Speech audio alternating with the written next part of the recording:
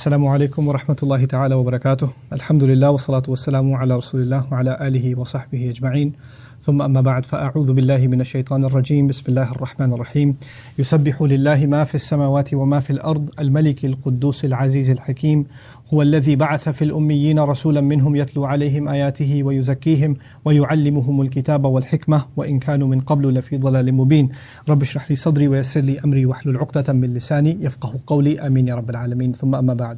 সবাইকে আসসালামু আলাইকুম ওয়া রাহমাতুল্লাহি তাআলা ওয়া বারাকাতুহু। আমার সাথে এই লাইভ ওয়েবকাস্টে অংশ নেওয়ার জন্য ধন্যবাদ তাদেরকেও যারা সরাসরি অংশগ্রহণ করছেন। আশা করি আগের লাইভ ওয়েবিনারটি সবকিছু এখানে কভার হয়ে যাবে এবং যতটুকু সম্ভব আমি একই ফরম্যাট অনুসরণ করব ইনশাআল্লাহ তাআলা। আমি শুরু করতে চাই ব্যক্তিগত একটা অভিজ্ঞতা দিয়ে, তারপর আপনাদেরকে এই সংক্ষিপ্ত লেকচারটির স্ট্রাকচার বুঝিয়ে বলবো ইনশাআল্লাহ।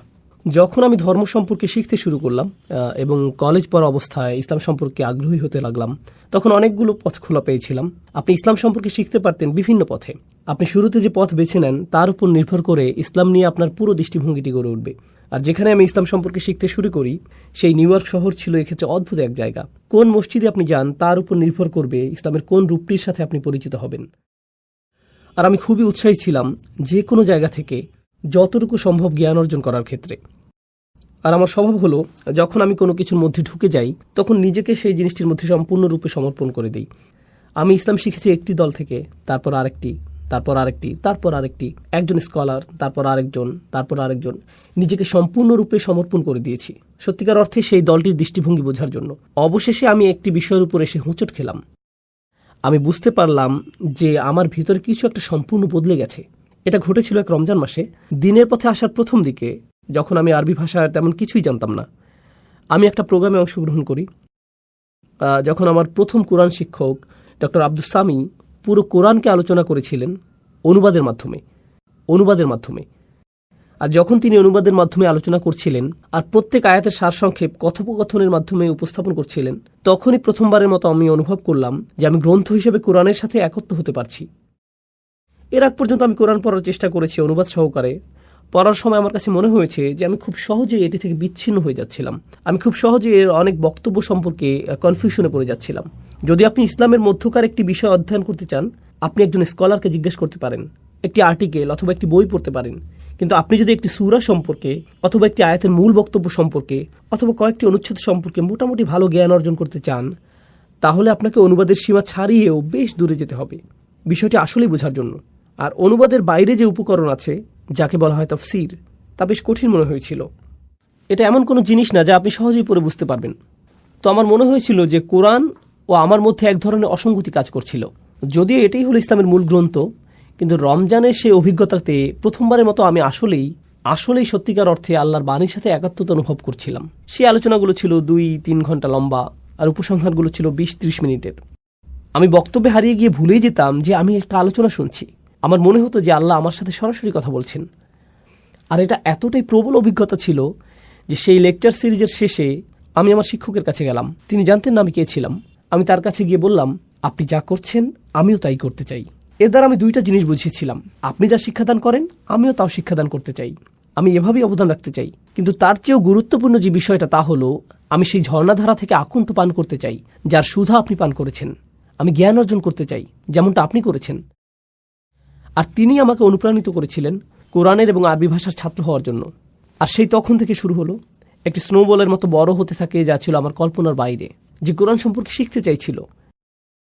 আর কিছু কিছু বিষয় যা আমি পরিবার বন্ধুবান্ধবকে শেখাচ্ছিলাম, হয়তো কোথাও 2-1টা খুতবা দিয়েছিলাম। এরপরে করলাম পডকাস্ট, যা মিলিয়নের উপর ডাউনলোড হয়েছিল। এরপর সারা পৃথিবী থেকে আলোচনার জন্য দাওয়াত আসতে থাকলো। বিভিন্ন জায়গা থেকে উল্লেখযোগ্য সব স্কলারদের কাছ থেকে শিখার অভূতপূর্ব সুযোগ এসে গেল। আর এখন 1 দশকেরও বেশি সময় ধরে বাইয়েরা ইনস্টিটিউট আপনাদের সাথে আছে। তো আলহামদুলিল্লাহ জিনিসগুলো সেখান থেকে ঘটতে থাকে। কিন্তু এই সব কিছুই শুরু হয় সেই রমজানের কোরআন ক্লাসের অভিজ্ঞতা থেকে। আর সেটাই আমাকে আজকের আলোচনার বিষয়বস্তু নির্ধারণে অনুপ্রাণিত করেছে। এই আলোচনাটি হলো 62তম সূরা জুমার প্রথম অংশ নিয়ে। আমার অধ্যয়নের সময় যখন আমি এই কয়েকটি আয়াত অধ্যয়ন করেছি, এগুলো আমাকে বিশেষভাবে প্রভাবিত করেছিল। কারণ আমার মনে হয়েছিল যেন এই আয়াতগুলো কোরআনের পথে এবং ইসলামের পথে আমার নিজের যাত্রারই সারসংক্ষেপ। আমি যেভাবে নিজের ভেতর পরিবর্তন অনুভব করেছি আর যেভাবে আমার জীবনের বাহ্যিক দিকের পরিবর্তন এসেছে, সেটা ছিল একটা প্রক্রিয়ার অংশ। আর পরিবর্তনের সেই প্রক্রিয়াটি আসলে খুব চমৎকারভাবে বর্ণিত হয়েছে সূরা জুমার এই শুরুর আয়াতগুলোতে। আর আপনাদের সাথে এটা শেয়ার করাই আজকে আমার উদ্দেশ্য। আমি শুধুমাত্র লেকচার দিয়ে যেতে আগ্রহী নই। তো এখন আমি আপনাদের সাথে আলোচনা কয়েকটি বিষয় নিয়ে শুরু করব। আর আশা করছি ইনশাআল্লাহ আপনারা আমার সাথেই থাকবেন এবং বিষয়গুলো বুঝতে পারবেন পর্যায়ক্রমে সুশৃঙ্খলভাবে। আমি বিষয়গুলোকে আজকে সুশৃঙ্খলভাবে উপস্থাপন করতে চাই, যাতে আপনারা বিষয়গুলো সহজেই মনে রাখতে পারেন, যা আপনারা এত ভালোভাবে অনুধাবন করবেন যে তখন আপনারা নিজের ভাষায় তা অন্যদেরকেও বোঝাতে পারবেন ইনশাআল্লাহ। প্রথম যে বিষয়টা আমি শেয়ার করতে চাই তা হলো সূরা জুমার একটা পরিচিতি দেয়া, এবং যা কোরআনের ৬২তম সূরা, এটা সম্পর্কে কয়েকটি প্রাথমিক বক্তব্য উপস্থাপন করব। দ্বিতীয় যে বিষয়টা আমি করতে চাই, আল্লাহর ৪টি নাম নিয়ে আলোচনা। সূরাটির প্রথম আয়াত আল্লাহর বর্ণনা করেছে তার ৪টি নামের মাধ্যমে। খুবই সুন্দর, গভীর অর্থবোধক নাম, একটি নির্দিষ্ট ধারাবাহিকতায়। তো আমরা কিছুটা কথা বলবো এই ৪টি নাম নিয়ে। তারপর আমরা আলোচনা করব দ্বিতীয় আয়াতে রাসূল সাল্লাল্লাহু আলাইহি সাল্লামকে যে দায়িত্ব দেওয়া হয়েছিল তা নিয়ে। আমাদের রাসূল সাল্লাল্লাহু আলাইহি সাল্লামকে সর্বশ্রেষ্ঠ মিশন দিয়ে পাঠানো হয়েছে, যা কোনো মানুষকে কখনো দেয়া হয়নি। আর দ্বিতীয় আয়াতে সেই সম্পূর্ণ মিশনটির সারসংক্ষেপ করা হয়েছে ৪টি কাজের মাধ্যমে। এগুলো হলো সেই ৪টি কাজ যা রাসূল সাল্লাল্লাহু আলাইহি সাল্লামকে করতে হয়েছিল, যে পরিবর্তন তিনি এনেছিলেন তার জন্য। আর এই আলোচনার শেষে সর্বশেষ যে আলোচনা আপনাদের সাথে করব তা হলো আমার এবং আপনার পরিবর্তনের ক্ষেত্রে আলোচিত এই সকল শিক্ষার ভূমিকা। নিজেকে পরিবর্তনের জন্য কোরআনে বর্ণিত এই ৪টি পদক্ষেপ, যার আলোকে আমি আজকের আলোচনার নামকরণ করেছি। মূলত তাই থাকবে শেষের দিকে। কোরআন থেকে এই শিক্ষাগুলো আমরা শিখব এবং শেষে তা থেকে নির্যাস বের করে আমাদের নিজেদের জীবনে প্রয়োগ করব। তো আসুন শুরু করি সেই ভূমিকা দিয়ে, সূরা জুমার সংক্ষিপ্ত পরিচিতি দিয়ে। এটি সহ আরও কয়েকটি সূরাকে একসাথে বলা হয় মুসাব্বিহাত। এটা একটা বড় আরবি শব্দ, আপনি হয়তো জানেন না এর অর্থ কী। আসলে মুসাব্বিহাত হলো সেই সূরাগুলো যা আল্লাহর পারফেকশন বর্ণনা করে। যে বিষয়টি এই সূরাগুলোর সবগুলোতেই দেখা যায় তা হলো সবগুলো সূরার শুরুতে রয়েছে সাব্বাহা লিল্লাহি মা ফিস সামাওয়াতি ওয়াল আরদ, অথবা ইউসাব্বিহু লিল্লাহি মা ফিস সামাওয়াতি ওয়া মা ফিল আরদ, অর্থাৎ আকাশ এবং পৃথিবীর সব কিছুই আল্লাহর পারফেকশনের বর্ণনা করে আসছে, এবং তারা আল্লাহর পারফেকশন বর্ণনা করতে থাকবে, এবং তারা এখনও আল্লাহর পারফেকশন বর্ণনা করে যাচ্ছে। এই ঘোষণা এসেছে এই কয়েকটি মাদানী সূরা শুরুতে, যার একটি হলো সূরা জুমা। কিন্তু লক্ষণীয় অন্য একটি বিষয় হলো এই সবগুলো সূরাই আকাশ এবং পৃথিবীকে তুলনা করেছে মদিনার মুসলমানদের সাথে। রাসূল সাল্লাল্লাহু আলাইহি সাল্লাম মদিনায় হিজরত করার পর সেখানে মুসলিমদের নতুন সমাজ গড়ে ওঠে। এই সূরাগুলো মদিনার মুসলিমদের অবস্থাকে আকাশ এবং পৃথিবীর সাথে তুলনা করেছে। মূলত এটা প্রকাশ করেছে যে আকাশ এবং পৃথিবী তাই করছে যা তাদেরকে বলা হয়েছে। তারা আল্লাহর সামনে আত্মসমর্পণ করে এবং তার পারফেকশন ঘোষণা করে। আল্লাহ বোঝাতে যাচ্ছেন, কেন তোমাদের ঈমানের স্তর ভিন্ন? তোমাদের কেউ কেউ খুবই নিবেদিত, কেউ কেউ মোটেও নিবেদিত না। তোমাদের কেউ কেউ মুনাফিকিপূর্ণ, তোমাদের কারো কারো সংকল্প দুর্বল, এরকম পার্থক্য বিদ্যমান। তো আল্লাহ আসলে ভিন্নতা দূর করে সকলের ঈমানের স্তরকে উপরে তুলে আনতে চাইছেন এবং সকলকেই পরিবর্তন করতে চাইছেন এই মুসাব্বিহাত সূরাগুলোর মাধ্যমে। এই গ্রুপের সূরাগুলোর একটি হলো সূরা জুমা। কিন্তু কোরআনের এই ছোট সূরার গ্রুপের মধ্যেও সূরা জুমার রয়েছে স্বতন্ত্র বৈশিষ্ট্য। কেন? এর কারণ দুইটি। প্রথমত, অন্য সূরাগুলোতে আল্লাহ বর্ণনা করেছেন আকাশ এবং পৃথিবীর এবং তাদের কার্যক্রম এবং তাদের করণীয়। ইউসাব্বিহু লিল্লাহি মা ফিস সামাওয়াতি ওয়া মা ফিল আরদ। আর যেহেতু আকাশ এবং পৃথিবী তাই করে যা তাদের করা উচিত, তাই বিশ্বাসীদেরকে সমালোচনা করা হয়েছে যে তাহলে তোমরা কেন তা করো না যা তোমাদের করা উচিত। লিমা তাকুলুনা মা লা তাফআলুন, তোমরা এমন কথা কেন বলো যা তোমরা করো না। হুয়াল্লাযী খালাকাকুম ফামিনকুম কাফিরুন ওয়া মিনকুম মুমিন, তিনি সেই সত্তা যিনি তোমাদেরকে সৃষ্টি করেছেন, তোমাদের মধ্যে রয়েছে কাফের, তোমাদের মধ্যে রয়েছে ঈমানদার। কেন মানবজাতির মধ্যে এই অসঙ্গতি, যখন আকাশমণ্ডলীতে কোনো অসঙ্গতি নেই? কিন্তু এই সূরাটি অন্যগুলো থেকে আলাদা। এই সূরাতে যখনই আল্লাহ বর্ণনা করেছেন আকাশ এবং পৃথিবী এবং তারা তাই করে যা তাদের করা উচিত, এরপর তিনি উল্লেখ করেছেন রাসূল সাল্লাল্লাহু আলাইহি সাল্লামের।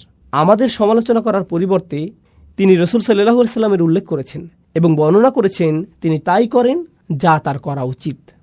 আকাশমণ্ডলী যেমন আল্লাহর ঐশী নির্দেশ অনুযায়ী চলে, রাসূল সাল্লাল্লাহু আলাইহি সাল্লাম নিজেও আল্লাহর ঐশী নির্দেশ মেনে চলেছেন। আকাশ, পৃথিবী এবং রাসূল সাল্লাল্লাহু আলাইহি সাল্লামের কাজের মধ্যে সংগতি বিদ্যমান ছিল। এই দিক থেকে এই সূরাটি অন্য সূরাগুলো থেকে চমৎকারভাবে আলাদা। এর পাশাপাশি আল্লাহর 2টি নাম উল্লেখের পরিবর্তে এই সূরাটিতে 4টি নামের উল্লেখ করা হয়েছে। এটা আমরা জানবো আলোচনার দ্বিতীয় অংশে। এখন প্রথম আয়াতের বিষয়বস্তুতে যাওয়ার আগে এবং আল্লাহ 4টি নামের আলোচনার আগে আমি আপনাদের সাথে আলোচনা করতে চাই, শুধুমাত্র এই আলোচনারই নয়, বরং পুরো সূরাটির সামগ্রিক মেসেজটি নিয়ে। মূলত এর মেসেজটি হলো পরিবর্তন। আর এটি বোঝার জন্য আপনাকে বুঝতে হবে কোরআনের বহুল ব্যবহৃত একটি উপমা এবং দৃষ্টান্ত। অনেক জায়গাতে কুরআন নিজেকে তুলনা করেছে আকাশ থেকে নেমে আসা বৃষ্টির সঙ্গে। এভাবে তুলনা করা হয়েছে। আর এই তুলনাটি উপলব্ধি করা গুরুত্বপূর্ণ। পানি আসে আকাশ থেকে, কুরআনও এসেছে আকাশ থেকে।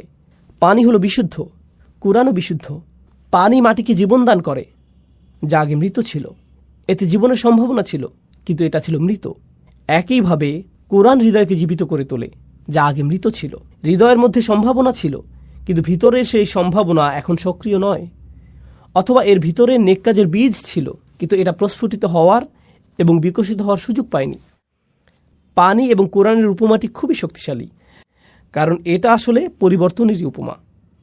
এক অর্থে আমাদেরকে তুলনা করা হয়েছে মাটির সাথে। যেমন মাটি পরিবর্তিত হয় পানির দ্বারা, সবুজে সুশোভিত হওয়ার পর, বৃষ্টি তার পরশ বুলানোর পরের এবং আগের দৃশ্য থেকে মনে হয় যেন এটি পৃথক দুইটি জায়গা। মানুষের ক্ষেত্রেও এটি সত্য হয়। যখন ওহির পরশ জীবনকে ছুঁয়ে যায়, মানুষের ক্ষেত্রেও এটি সত্য হয় যখন ওহির পরশ জীবনকে ছুঁয়ে যায়। এখন আসুন জানি সেই পরিবর্তন সম্পর্কে, কিভাবে মানুষের পরিবর্তন হতে পারে। সেই পরিবর্তনটি কি, যা কোরআনে এসেছিল? শুধুমাত্র ঐতিহাসিক দৃষ্টিকোণ থেকে দেখলে কোরআন নাজিল হওয়া শুরু হয় যখন রাসূল সাল্লাল্লাহু আলাইহি ওয়াসাল্লামের বয়স হয়েছিল 40, এবং এটা বন্ধ হয় যখন তার বয়স হয়েছিল 63। এটি 23 বছরের খুবই সংক্ষিপ্ত একটি সময়। আর এই সময়ের মধ্যে অবিশ্বাস্য একটি বিপ্লব ঘটে গেল। পৃথিবীর মানচিত্রের অজ্ঞাত উপেক্ষিত এই অংশে, মরুভূমির মাঝখানে, যেখানে কোনো বড় সাম্রাজ্য ছিল না, মহান কোনো ঐতিহাসিক বা কোনো স্কলার এবং এ জাতীয় কিছুই ছিল না, সম্পূর্ণরূপে অজ্ঞাত সেই স্থানে একটি বিপ্লব ঘটে গেল। একটি বিপ্লব যা মানুষকে ভিতর থেকে পরিবর্তন করে দিল। তাদের সব কিছুই পরিবর্তিত হয়ে গেল। কিভাবে তারা জীবনকে দেখত, দুঃখ এবং আনন্দ সম্পর্কে তারা কিভাবে চিন্তা করত, জীবনে তাদের অগ্রাধিকার কি ছিল, কার্যত সব কিছু পরিবর্তিত হয়ে গেল। খাবার খাওয়ার পদ্ধতি, তাদের ঘুমানোর পদ্ধতি, কিভাবে তারা বিবাহ করবে, কাকে বিবাহ করবে, কিভাবে তালাক দিবে, জীবন মৃত্যু সম্পর্কে তাদের ভাবনা কি, কিভাবে তারা নিজেদেরকে পরিষ্কার করবে, কিভাবে তারা তাদের সময় কাটাবে, তাদের অগ্রাধিকার কি হবে প্রতিদিন, প্রতি বছর এবং সমগ্র জীবনের বিবেচনায়, তারা কি ভালোবাসবে এবং কি ঘৃণা করবে, তাদের সব কিছু অভ্যাসগত দিক থেকে সব কিছু পরিবর্তিত হয়ে গেল। এক ব্যক্তিগত পরিবর্তন, কিন্তু এটা শুধুমাত্র ব্যক্তিগত পরিবর্তনের মধ্যেই সীমাবদ্ধ ছিল না, একই সাথে এটা ছিল সামাজিক পরিবর্তনও। ব্যবসা চালানোর পদ্ধতিতে পরিবর্তন আসলো, অর্থনীতির বিন্যাস পরিবর্তিত হলো, মানুষ যেভাবে একে অপরের সাথে ব্যবহার করত তার পরিবর্তন আসলো, নারী এবং পুরুষের অধিকারগুলো কি এবং সমাজে তারা কিভাবে একে অপরের সাথে মেলামেশা করবে, কিভাবে বিভিন্ন অর্থনৈতিক শ্রেণীর মানুষেরা একে অপরের সাথে ব্যবহার করবে, জনগণের প্রতি সরকারের আচরণ কি হবে, সরকারের প্রতি জনগণের আচরণ কি হবে, কোন আদর্শ এবং মূল্যবোধ সমাজের আচার আচরণকে নির্ধারণ করবে, যুদ্ধের নীতি বা কী হবে, যুদ্ধ কিভাবে পরিচালিত হবে। এক কথায় এমনকি সমাজের ক্ষেত্রেও মূল্যবোধ পদ্ধতিতে সম্পূর্ণ বৈপ্লবিক পরিবর্তন এসেছিল এই 23 বছর সময়ের মধ্যে। ঐতিহাসিক দৃষ্টিকোণ থেকে একটি নির্দিষ্ট সমাজে ঘটে যাওয়া এটা ছিল আসলে অভূতপূর্ণ এক পরিবর্তন। উপরন্তু আপনি যদি এই বিষয়টি চিন্তা করেন, এই মানুষগুলোর ছিল হাজার বছরের পুরনো ঐতিহ্য এবং সংস্কৃতি। আর যখন মানুষ শত শত বছর ধরে একটি ঐতিহ্য অনুসরণ করে আসে, তখন তারা এটাতে খুবই অভ্যস্ত হয়ে যায়। পরিবর্তন করা সহজ কোনো কাজ নয়, কিন্তু কিছু একটা ঘটে গেছে এই সময়ের মধ্যে যা তাদেরকে এমনভাবে পরিবর্তন করেছে যার সাথে মানব ইতিহাসের অন্য কোনো পরিবর্তনের তুলনাই হয় না। আর শুধু তাই না, শুধুমাত্র বিশ্ব মানচিত্রের ছোট সেই অংশে পরিবর্তন হয়েই থেমে থাকেনি, বরং এর ফলশ্রুতিতে মাত্র কয়েক বছরের মধ্যেই পৃথিবীর মানচিত্র পরিবর্তিত হয়ে গিয়েছে চিরদিনের জন্য। সেই 23 বছরে যা ঘটে গেছে তার জন্যই আপনি এবং আমরা অনেকেই আজ মুসলিম। এটা একটা অবিশ্বাস্য ধরনের পরিবর্তন যা পৃথিবীকে পরিবর্তিত করে চলছে আজকের দিন পর্যন্ত। এটা শুরু হয়েছিল তখন, আর এর প্রভাব এখনও চলমান। ইতিহাসবিদদের দৃষ্টিকোণ থেকে একে দেখতে পারেন, রাষ্ট্রবিজ্ঞানের দৃষ্টিকোণ থেকে, সমাজবিজ্ঞানের দৃষ্টিকোণ থেকে, অর্থনীতিবিদের দৃষ্টিকোণ থেকে। তারা এই পরিবর্তনকে পর্যবেক্ষণ করতে পারে এবং পরিমাপ করতে পারে এবং দেখতে পারে কিভাবে মানচিত্র পরিবর্তিত হয়েছে, কিভাবে রাজনীতি পরিবর্তিত হয়েছে, কিভাবে ইসলাম বিস্তার লাভ করেছে। সবচেয়ে অবিশ্বাস্য যে পরিবর্তন ঘটেছিল তা ছিল একটি পরিবর্তন, আর তা হলো মানুষের হৃদয়ের মধ্যকার পরিবর্তন। মানুষের ভিতরে কিছু একটা পরিবর্তিত হয়েছিল। আপনি হয়তো বলবেন বাইরের কথা, যে পৃথিবী দেখতে কতই না সবুজ। কোরআন বলছে ভেতরে সেই বীজটির কথা যা সেই পরিবর্তন ঘটিয়েছিল। এটি সকল পরিবর্তনের মূল, আর এটাই আমরা বোঝার চেষ্টা করছি এই আলোচনায়। এই ছিল সূরাটির ভূমিকা এবং এ বিষয়ে আমার কিছু মন্তব্য। এখন আমি আরও 3টি বিষয় আপনাদের সাথে আলোচনা করব। আবারও সংক্ষেপে সেগুলো বর্ণনা করছি। প্রথমত আপনাদের সাথে আলোচনা করব প্রথম আয়াতে উল্লেখিত আল্লাহর 4টি নাম নিয়ে। তারপর আপনাদের সাথে আলোচনা করব দ্বিতীয় আয়াতে উল্লেখিত রাসূল সাল্লাল্লাহু আলাইহি ওয়াসাল্লামকে যে 4টি কাজ দেওয়া হয়েছিল তা নিয়ে। আর তৃতীয়ত আমরা এই সবগুলোকে একসাথে নিয়ে আসব এবং বোঝার চেষ্টা করব কিভাবে আমরা আমাদের নিজেদেরকে পরিবর্তিত করতে পারবো। তো আসুন প্রথম আয়াতটি দিয়ে শুরু করা যাক। বিসমিল্লাহির রহমানির রহিম। ইউসাব্বিহু লিল্লাহি মা ফিস সামাওয়াতি ওয়া মা ফিল আরদিল মালিকিল কুদ্দুসিল আজিজিল হাকিম। আমি আপনাদের জন্য সরল অনুবাদ করছি। আকাশ এবং পৃথিবীর সব কিছু আল্লাহর পারফেকশন ঘোষণা করছে এবং তারা এটা করে যাবে। তিনি রাজা, পবিত্র, কর্তৃত্বের অধিকারী, বিজ্ঞ। এটা সরল অনুবাদ, যার মধ্যে আমি মনোযোগ দিব আল্লাহর এই 4টি নামের উপর। তারপর আমরা এগুলো নিয়ে কিছুটা বিস্তারিত আলোচনা করব। আরও একবার সরল অনুবাদ করি। আকাশের সবকিছু এবং পৃথিবীর সবকিছু ঘোষণা করে এবং ঘোষণা করতে থাকবে আল্লাহর পারফেকশন, যিনি রাজা, পবিত্র, কর্তৃত্বের অধিকারী, বিজ্ঞ। রাজা, পবিত্র, কর্তৃত্বের অধিকারী, বিজ্ঞ। তো আসুন এখন এই নামগুলোর প্রত্যেকটি নিয়ে কিছুটা আলোচনা করা যাক। আর আমি যেটা দিয়ে শুরু করতে চাই, এই বিষয়ে ইমাম ফখরুদ্দিন আল রাজির একটা পর্যবেক্ষণ দিয়ে, যিনি আল্লাহর এই 4টি নাম নিয়ে একসাথে চিন্তা করেছেন। আর তার মতে যে জিনিসটা এই 4টি নামকে একসাথে যুক্ত করেছে তা হলো প্রত্যেকটি নামই এর নিজস্ব ভঙ্গিতে আপনাকে আল্লাহর আরও কাছে নিয়ে যাবে। প্রত্যেকটি নামই আপনাকে আল্লাহর প্রতি আকৃষ্ট করে এবং আপনাকে আল্লাহর সান্নিধ্যে রেখে দেয়। ফখরুদ্দিন আল রাজি এটা বর্ণনা করেছেন। আমি তার ব্যাখ্যা থেকে কিছু উদ্ধৃতি উল্লেখ করছি। আল্লাহর গুণবাচক নাম রাজা বিষয়ে আমি তার ব্যাখ্যা দিয়ে শুরু করছি।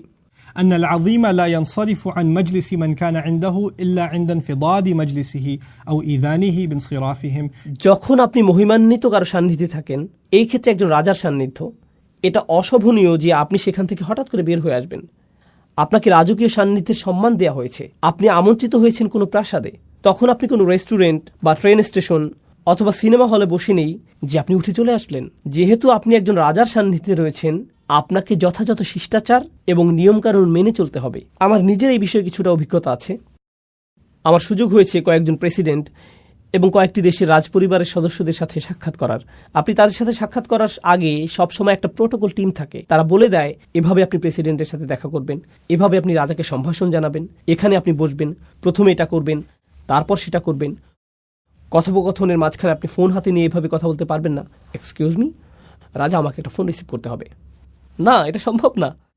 আল রাজি যা বোঝাতে চাচ্ছেন তা হলো আপনি হতবাক হয়ে যান এই ভেবে যে আপনি আল্লাহর রাজকীয় সান্নিধ্যে আছেন এবং আপনি সেই মহিমান্বিত সান্নিধ্য থেকে দূরে চলে আসতে বিব্রত এবং লজ্জিত বোধ করবেন। আপনি এতটা সম্মানিত বোধ করছেন যে সেখানে আপনি পৌঁছাতে পেরেছেন। কেন আপনি চাইবেন সেই নৈকট্য ছেড়ে আসতে? আপনার মন চাইবে না সেই নৈকট্য ত্যাগ করতে। তো আল্লাহর এই প্রথম নামটি আপনাকে সেই রাজকীয় নৈকট্যের প্রতি আকৃষ্ট করে এবং সেখানে থাকতে অনুপ্রাণিত করে। আল্লাহর দ্বিতীয় নামটি আল কুদ্দুস, যার সরল অনুবাদ আমি করেছি পবিত্র। আল রাজি এ বিষয়ে বলছেন, আল মুনাজ্জাহু আনিন নুকস ওয়া হুয়া ইউরগাবু ফি হাদরাতিহি। এটা বোঝায় এমন ব্যক্তিকে যিনি সকল ত্রুটি থেকে মুক্ত। আর যেহেতু সেই ব্যক্তি ত্রুটি থেকে মুক্ত, সে হয় পরিশুদ্ধ, খাঁটি চরিত্রের অধিকারী। সবাই এই ধরনের সত্তার সান্নিধ্য কামনা করে। আরও সহজ করে বলছি, মানুষ বিশুদ্ধ চরিত্র পছন্দ করে। আমরা এ ধরনের মানুষ ভালোবাসি যারা তাদের কথায়, তাদের আচরণে, তাদের ব্যবহারে পরিশুদ্ধ, তাদের উদারতা পরিশুদ্ধ, তাদের পরামর্শ পরিশুদ্ধ, তাদের একনিষ্ঠতা পরিশুদ্ধ। আপনি এই ধরনের মানুষের দিকে আকৃষ্ট হন। সত্যবাদী মানুষ, সৎ মানুষ, স্বচ্ছ চরিত্রের মানুষ, এই ধরনের মানুষের চারপাশে আপনি থাকতে চান। মানবজাতির স্বভাবগতভাবেই সত্যবাদিতা, পরিচ্ছন্নতা এবং বিশুদ্ধ চরিত্রের দিকে আকৃষ্ট হয়। বাহ্যিক দিক থেকেও আপনি যদি কোনো দূষিত এলাকায় বসবাস করেন, যেখানে রয়েছে ধুলাবালি এবং এ জাতীয় জিনিস, মানুষ সেটা থেকে কোথায় চলে আসতে চায়? প্রাকৃতিক পরিবেশে, যেখানে তারা তাজা হাওয়ার শ্বাস নিতে পারবে, যেখানে তারা বিশুদ্ধ পানি পান করতে পারবে। বিশুদ্ধতা এমন একটা বিষয় যা মানুষকে যেমন আকৃষ্ট করে মানসিক দৃষ্টিকোণ থেকে, শারীরিক দিক থেকেও আমরা বিশুদ্ধতা এবং পরিচ্ছন্নতার প্রতি আকৃষ্ট হই। আমরা ময়লা ও অপরিচ্ছন্নতা থেকে দূরে থাকতে চাই। এটা মানব প্রবৃত্তি যা আল্লাহ আমাদের মধ্যে দিয়েছেন। তো আপনি যখন আল্লাহর পরিচয় পান চূড়ান্ত পবিত্র পরিশুদ্ধ সত্তা হিসেবে, তার সান্নিধ্য আপনাকে পরিশুদ্ধ করতে থাকে। তখন আপনি আপনার ভিতরে পরিবর্তন লক্ষ্য করেন, আর এই অবস্থায় আপনি সেই সান্নিধ্য ত্যাগ করতে চান না। তো এই পর্যন্ত বলেছি আল্লাহর 2টি নাম। দ্রুত রিভিশন দিচ্ছি। রাজা, এটি ছিল প্রথম নাম, এবং পবিত্র, এটি ছিল দ্বিতীয় নাম। আল্লাহর তৃতীয় নামটি হলো কর্তৃত্বের অধিকারী, আল আজিজ। ইয়াতাজ্জুল মুলতাফুন হাওলাহু ফামুফারাকাতুহুম হাদরাতাহু তাফরিতুন ফিল ইজ্জা। আমি নামগুলোকে সহজ রাখার চেষ্টা করছি যাতে আপনারা শব্দগুলো মনে রাখতে পারেন। নামগুলো হলো রাজা, পবিত্র, কর্তৃত্বের অধিকারী, বিজ্ঞ। এখন আমরা কর্তৃত্বের অধিকারী নামটিতে আছি। তো আসুন আরবি ভাষা অনুযায়ী আল আজিজ শব্দটি নিয়ে কিছুটা আলোচনা করি। এর মধ্যে আসলে দুইটি অর্থ অন্তর্ভুক্ত। এর একটি অর্থ হলো কর্তৃত্ব, যা আমি ইতিমধ্যে অনুবাদ করেছি, কিন্তু এর অর্থের মধ্যে সম্মান এবং মর্যাদা অন্তর্ভুক্ত।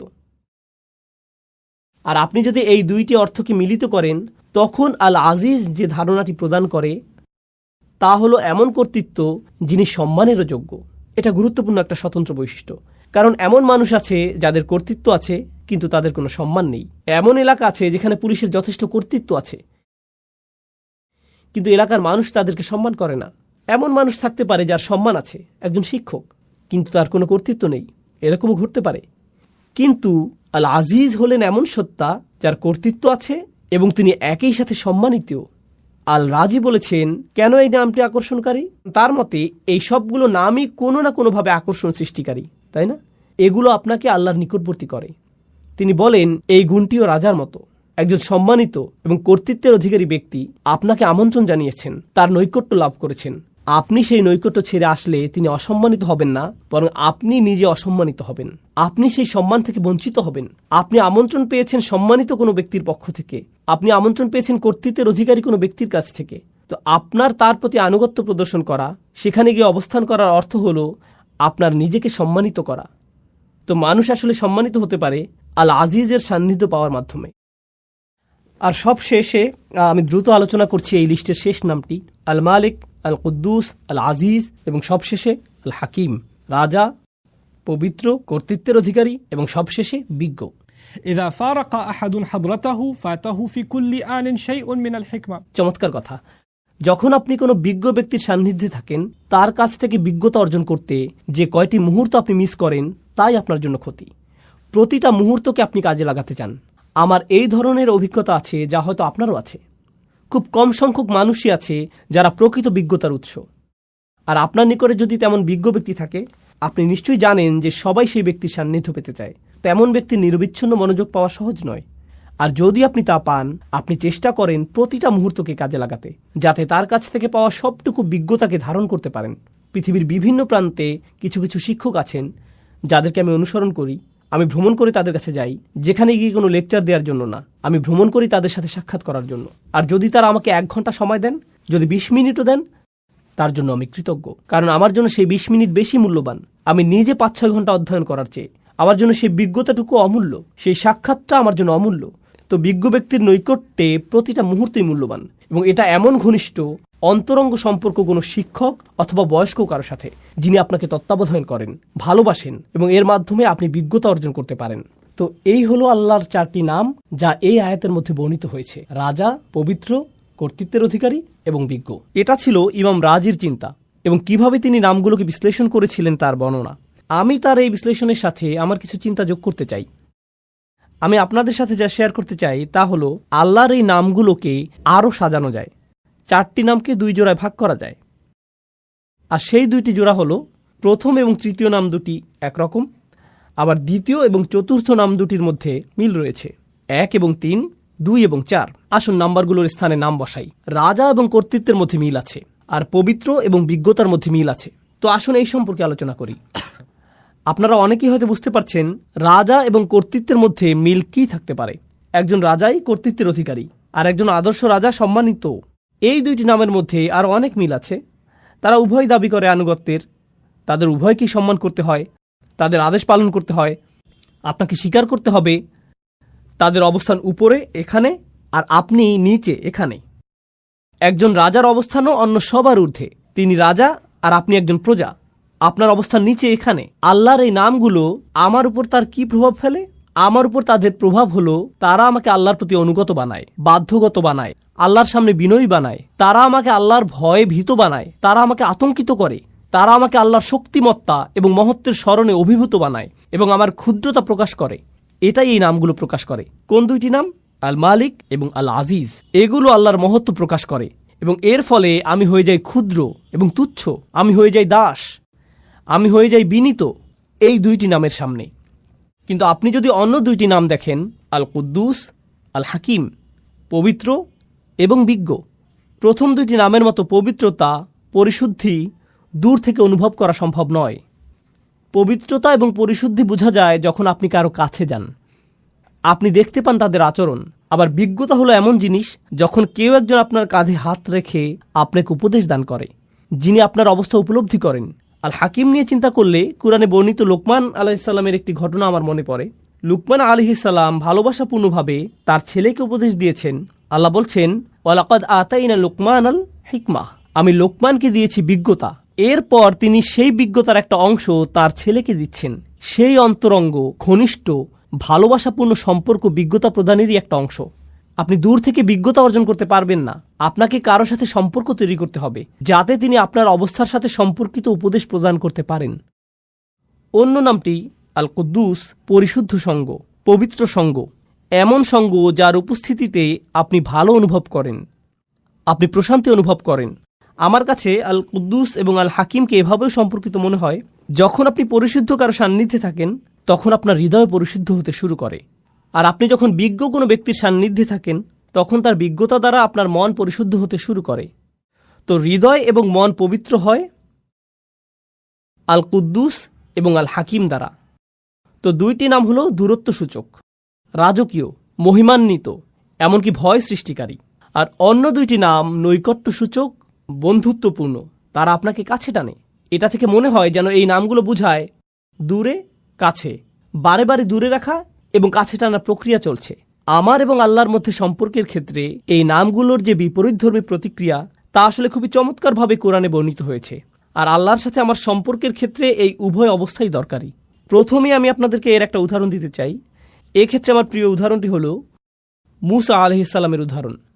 যখন তিনি আগুন দেখতে পেলেন, তিনি ছিলেন তার পরিবারের সাথে, আর তখন তিনি পাহাড়ের উপর আগুন দেখতে পেলেন। তিনি তার পরিবারকে বললেন, তোমরা এখানে থাকো, আমি আগুন দেখতে পেয়েছি, সম্ভবত আমরা সেখান থেকে পথ চলার নির্দেশনা পাব। তিনি বুঝতেই পারেননি যে উপরে গিয়ে তিনি আল্লাহর সাথে কথা বলবেন। যখন তিনি সেখানে গেলেন তখন প্রথম অনুভূতি কি ছিল? আল্লাহ বলেছেন, ইয়া মূসা ইন্নী আনা রব্বুক ফাখলা'আন আলাইক, মূসা, নিঃসন্দেহে আমি তোমার প্রভু, অতএব জুতা খুলে প্রবেশ করো। ইন্নাকা বিল ওয়াদিল মুকাদ্দাসি তুয়া, নিঃসন্দেহে তুমি পবিত্র তুয়া উপত্যকায় আছো। তিনি ভয় পেয়ে গেলেন। আল্লাহ মূসা আলাইহিস সালামের উপর তার প্রভুত্বকে প্রতিষ্ঠিত করলেন। তিনি একজন দাস মাত্র, জুতা খুলে ফেলো, যথাযথ সম্মান প্রদর্শন করো। এটা একটা ভয় সৃষ্টিকারী সম্পর্ক। পরেই আল্লাহ কি বললেন? ওয়া আনা উখতারতুকা ফাসতামি' লিমা ইউহা, এবং আমি তোমাকে মনোনীত করেছি, আমি তোমাকে বাছাই করে নিয়েছি, তোমার উপরে যা নাজিল করা হচ্ছে তা মনোযোগ দিয়ে শোনো। অর্থাৎ আল্লাহ বলছেন, আমি তোমার মধ্যে সম্ভাবনা দেখেছি, এজন্যই তোমাকে মনোনীত করেছি। এখন তিনি মূসা আলাইহিস সালামকে স্বাভাবিক করতে চাইছেন। ইন্নানি আনাল্লাহ লা ইলাহা ইল্লা আনা ফা'বুদনি, নিঃসন্দেহে আমি আল্লাহ, আমি ছাড়া ইবাদতের যোগ্য আর কেউ নেই, আমার দাসত্ব করো। এটা আবারও প্রভুত্ব এবং দাসত্ব, ভয় সৃষ্টিকারী সম্পর্ক। আর এর ঠিক পরে এই নৈকট্য সূচক সম্পর্ক, ওয়াকিমিস সালাতা লিযিকরি, নামাজ কায়েম করো যাতে আমাকে স্মরণ করতে পারো। আল্লাহর স্মরণ অবশ্যই হৃদয়ের সাথে সম্পর্কিত এবং আল্লাহর সাথে নৈকট্য প্রকাশকারী বিষয়। এরপরেই তিনি আবারও তাকে ভয় দেখাচ্ছেন এবং বলছেন, ইন্না সাআতা আতিয়াতুন আকাদু উখফিহা লিতুজজা কুল্লা নাফসিম বিমা তাসআ ফালা ইয়াসুদ্দান্নাকা আনহা মান লা ইউমিন বিহা ওয়াত্তাবা হাওয়াহু ফাতারদা। কিয়ামত নিকটবর্তী, আমি এটাকে প্রায় সম্পূর্ণ গোপন রেখেছি যাতে প্রত্যেক ব্যক্তি তার প্রচেষ্টা অনুযায়ী প্রতিদান পেতে পারে। যারা কিয়ামতে বিশ্বাস করে না এবং নিজের প্রবৃত্তির অনুসরণ করে, তাদেরকে সেই সুযোগ দিও না যাতে তোমাকে বিভ্রান্ত করতে পারে, তাহলে তুমি পাহাড় থেকে নিচে পড়ে যাবে। আক্ষরিকভাবে তিনি বলেছেন ফাতারদা, কারণ মূসা আলাইহিস সালাম পাহাড়ের উপরেই দাঁড়িয়েছিলেন। তো তিনি বললেন, তারা রূপক অর্থে পাহাড় থেকে পড়বে, ব্যতিক্রম কিছু করলে তুমি আসলেই পড়ে যাবে। যখন মূসা আলাইহিস সালাম কিয়ামত দিবস সম্পর্কে শঙ্কিত হয়ে পড়লেন, তখন তিনি বললেন, ওমা তিলকা বিয়ামিনিকা ইয়া মূসা, তোমার ডান হাতে ওটা কি মূসা? আবারও বন্ধুত্বপূর্ণ সংলাপ যা তাকে নিকটে আনছে। এ ধরনের উদাহরণ সমগ্র কোরআন জুড়ে রয়েছে। এখন এটা জানা গুরুত্বপূর্ণ যে কেন এ ধরনের সংলাপ, কেন কিছু নাম আমাদেরকে আতঙ্কিত করছে, ভীত করছে, আল্লাহর কর্তৃত্ব প্রতিষ্ঠা করছে, আর অন্য নামগুলো কেন তাকে বন্ধুত্বে পরিণত করছে, ঘনিষ্ঠ সহযোগী বানিয়ে দিচ্ছে। এই দুইটি জিনিস একসাথে যায় না। লক্ষ্য করুন, যখন আল্লাহর সাথে আপনার সম্পর্ক শুধু কর্তৃত্বকে ঘিরে হয়, তখন আপনি আল্লাহর ভয়ে এতটাই ভীত হবেন এবং এতটাই আতঙ্কিত থাকবেন যে আপনি সকল আশা হারিয়ে ফেলবেন। যদি আল্লাহর সাথে আপনার শুধুই বন্ধুত্ব এবং ভালোবাসার সম্পর্ক হয়, তখন আপনি বলবেন, আল্লাহ আমাকে ভালোবাসেন, তিনি আমার প্রকৃত অবস্থা জানেন, আমি তাকে ভালোবাসি, তিনি আমার সবচেয়ে ভালো বন্ধু, ইত্যাদি ইত্যাদি। আপনি জানেন বন্ধুদের মাঝে কি হয়? বন্ধুদের কারো উপর কারো কর্তৃত্ব থাকে না। বন্ধুরা এমন বলে, হ্যাঁ আমি তার সাথে সীমালঙ্ঘন করি, কিন্তু তাতে কি? যদি আল্লাহর সাথে আমাদের সম্পর্ক শুধুমাত্র তার কর্তৃত্বের মাধ্যমে হয়, আমরা শুধুই আতঙ্কিত এবং ভীত হব, তখন আল্লাহর সাথে আমাদের সম্পর্কের বহিঃপ্রকাশ হবে খুবই নিরাশাজনক, খুবই নিরাশাজনক। যদি আল্লাহর সাথে আমাদের সম্পর্ক শুধুমাত্র নৈকট্য, বন্ধুত্ব এবং অন্তরঙ্গতাকে কেন্দ্র করে হয়, আমরা সেই নমনীয়তার ফায়দা নিতে শুরু করব এবং তার অবাধ্যতা শুরু করব। আল্লাহ এই দুইটি জিনিসের মধ্যে ভারসাম্য রক্ষা করেছেন, যেমন তিনি ভয় এবং আশার মধ্যে ভারসাম্য রক্ষা করেছেন, কর্তৃত্ব এবং নৈকট্যের ক্ষেত্রেও একইভাবে ভারসাম্য রক্ষা করেছেন। আর সেই ভারসাম্যটি এত চমৎকারভাবে উপস্থাপিত হয়েছে আল মালিক, আল কুদ্দুস, আল আজিজ, আল হাকিম, রাজা, পবিত্র, কর্তৃত্বের অধিকারী, বিজ্ঞ, কাছে এবং দূরে, বারে বারে। সুবহানাল্লাহ। তো এখন আমরা প্রস্তুত। আমি আপনাদেরকে এই 4টি নামের পরিচয় দিয়েছি: রাজা, পবিত্র, কর্তৃত্বের অধিকারী এবং বিজ্ঞ। এখন আমি আপনাদের সাথে আলোচনার দ্বিতীয় অংশটি শুরু করতে চাই, যা হলো রসুল সাল্লাল্লাহু আলাইহি সাল্লামের সম্পর্কে যে 4টি কাজ আল্লাহ তাকে দিয়েছেন। আমি প্রথমে আপনাদের সাথে আয়াতটি পেশ করছি, আর তারপর আমরা এ বিষয়ে কিছুটা বিস্তারিত আলোচনা করব। প্রথমে আমি সরল অনুবাদ উল্লেখ করব। হুয়াল্লাযী বাআসা ফিল উম্মিয়িনা রাসূলাম মিনহুম ইয়াতলু আলাইহিম আয়াতিহি ওয়া ইউযাক্কিহিম ওয়া ইউআল্লিমুহুমুল কিতাবা ওয়াল হিকমাতা ওয়া ইন কানু মিন ক্বাবলু লাফি যালালিম মুবিন। তিনি সেই সত্তা যিনি নিরক্ষরদের মাঝে তাদের মধ্য থেকে একজন রসুল মনোনীত করেছেন। মিনহুম ইয়াতলু আলাইহিম আয়াতিহি, যিনি তাদের কাছে তার আয়াত, তার ওহী, তার মুজিজা বর্ণনা করেন। ওয়া ইউযাক্কিহিম, এবং তিনি তাদেরকে পরিশুদ্ধ করেন। ওয়া ইউআল্লিমুহুমুল কিতাব, আর তিনি তাদেরকে শিক্ষা দেন। এখানে বলা হয়েছে বই, কিন্তু বই শব্দটি দিয়ে আইন কানুনও বোঝানো হয়। কোরআনে অনেক স্থানে কিতাব শব্দটি আইন শব্দে ব্যবহৃত হয়েছে। তো তিনি তাদেরকে আইন কানুন শিক্ষা দেন, ওয়াল হিকমা, এবং বিজ্ঞতা শিক্ষা দেন। আবারও আমি অনুবাদটি সারমর্ম নিজের ভাষায় বলছি। তিনি সেই সত্তা যিনি নিরক্ষরদের মাঝে তাদের মধ্য থেকে একজন রসুল নিযুক্ত করেছেন, যিনি করেন 4টি কাজ। আর তা হলো, তিনি তাদের কাছে তার আয়াতসমূহ বর্ণনা করেন অথবা মুজিজাসমূহ তাদের কাছে উপস্থাপন করেন, তিনি তাদেরকে পরিশুদ্ধ করেন, তিনি তাদেরকে শিক্ষা দেন আইন কানুন এবং বিজ্ঞতা। ওয়া ইন কানু মিন ক্বাবলু লাফি যালালিম মুবিন, অর্থাৎ যদিও অনেক আগে থেকেই তারা স্পষ্ট বিভ্রান্তিতে ডুবে ছিল, এই লোকগুলো পথভ্রষ্ট ছিল। অনেক অনেক শতাব্দী ধরে মিথ্যা উপাস্যদের ইবাদত করা, মূর্তি পূজা করার কারণে তারা ভ্রান্তির মধ্যে ছিল। তো এটাই হলো আয়াতটির সরল অনুবাদ। আবারও বলছি, এখানে 4টি কাজের কথা এসেছে। রসুল সাল্লাল্লাহু আলাইহি সাল্লাম তাদের কাছে আয়াতসমূহ বর্ণনা করেন, পরিশুদ্ধ করেন, তিনি তাদেরকে আইন কানুন শিখান এবং তিনি তাদেরকে বিজ্ঞতা শিখান। এই 4টি কাজ ভালোভাবে বোঝার জন্য প্রথম যে জিনিসটা আপনাদের সাথে শেয়ার করতে চাই তা হলো, অন্য সকল নবীর তুলনায় রসুল সাল্লাল্লাহু আলাইহি সাল্লাম অনন্য দায়িত্বের বোঝা বহন করেছেন। শেষ নবী হওয়ার অর্থ শুধুমাত্র এই না যে তার অবস্থান তালিকার শেষে, এর অর্থ তার বোঝাটি ছিল সবচেয়ে ভারী। মানবতাকে পথ দেখাতে আর কোনো নবী আসবেন না। তো তাকে যে দায়িত্ব দেয়া হয়েছিল এবং তার যা করণীয় ছিল, সেই 23 বছর সময়ে তা শুধুমাত্র তার সরাসরি শ্রোতাদের পরিবর্তনের জন্যই ছিল না, বরং তাকে যা দেয়া হয়েছিল তা অবিরামভাবে মানবজাতিকে সংশোধন করে যাবে কিয়ামত পর্যন্ত। যেভাবে সকল নবী মানবতাকে পরিশুদ্ধ করে গেছেন, আগে যে কাজ সকল নবীরা করে গেছেন, এখন তা পালন করতে হবে এই একজন নবীর দ্বারা, তাদের সবার জন্য। কিয়ামত পর্যন্ত যত জাতি আসবে, যত প্রজন্ম আসবে, যত সমাজ আসবে, কিয়ামত পর্যন্ত যত জাতি আসবে, এই বোঝাটি আমাদের রসুল সাল্লাল্লাহু আলাইহি সাল্লামকে বহন করতে হয়েছিল।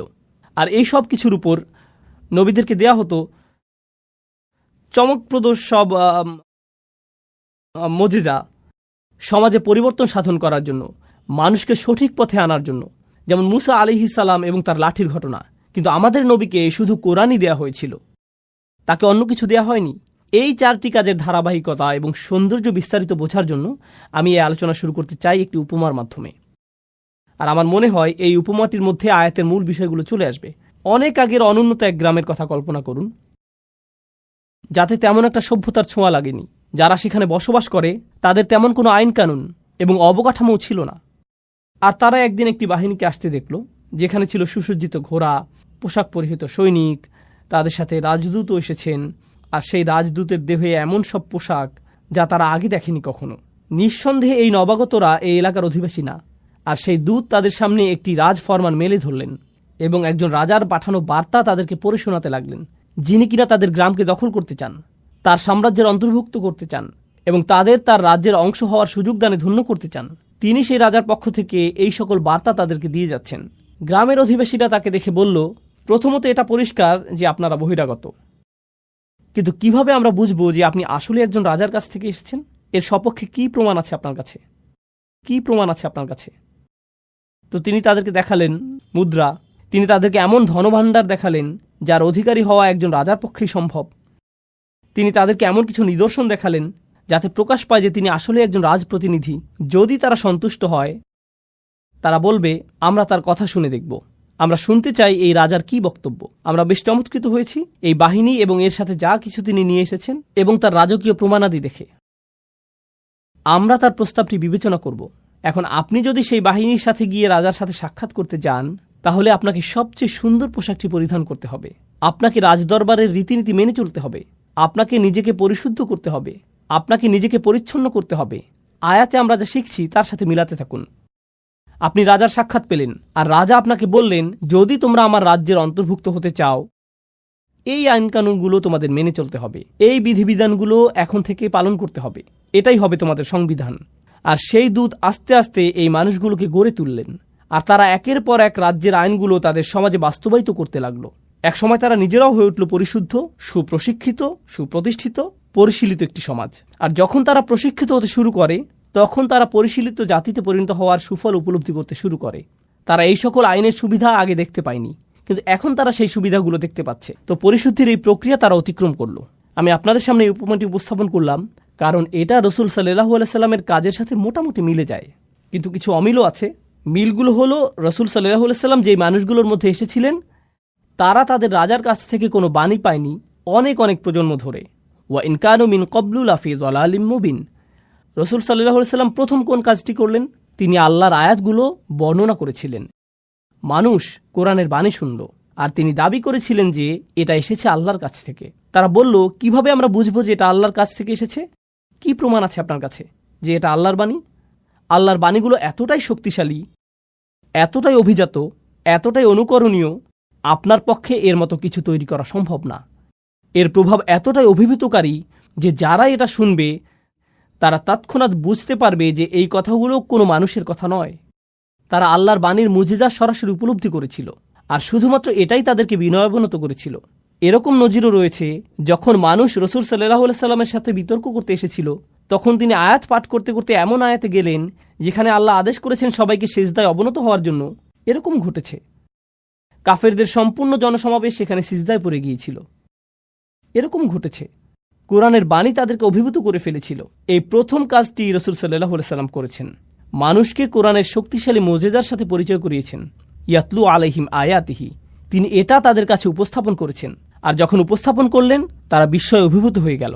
এই মানুষটি এটা সৃষ্টি করতে পারে না, এটা এসেছে অনেক বেশি মহান, অনেক বেশি রাজকীয়, অনেক বেশি শক্তিশালী কোন সত্তার কাছ থেকে।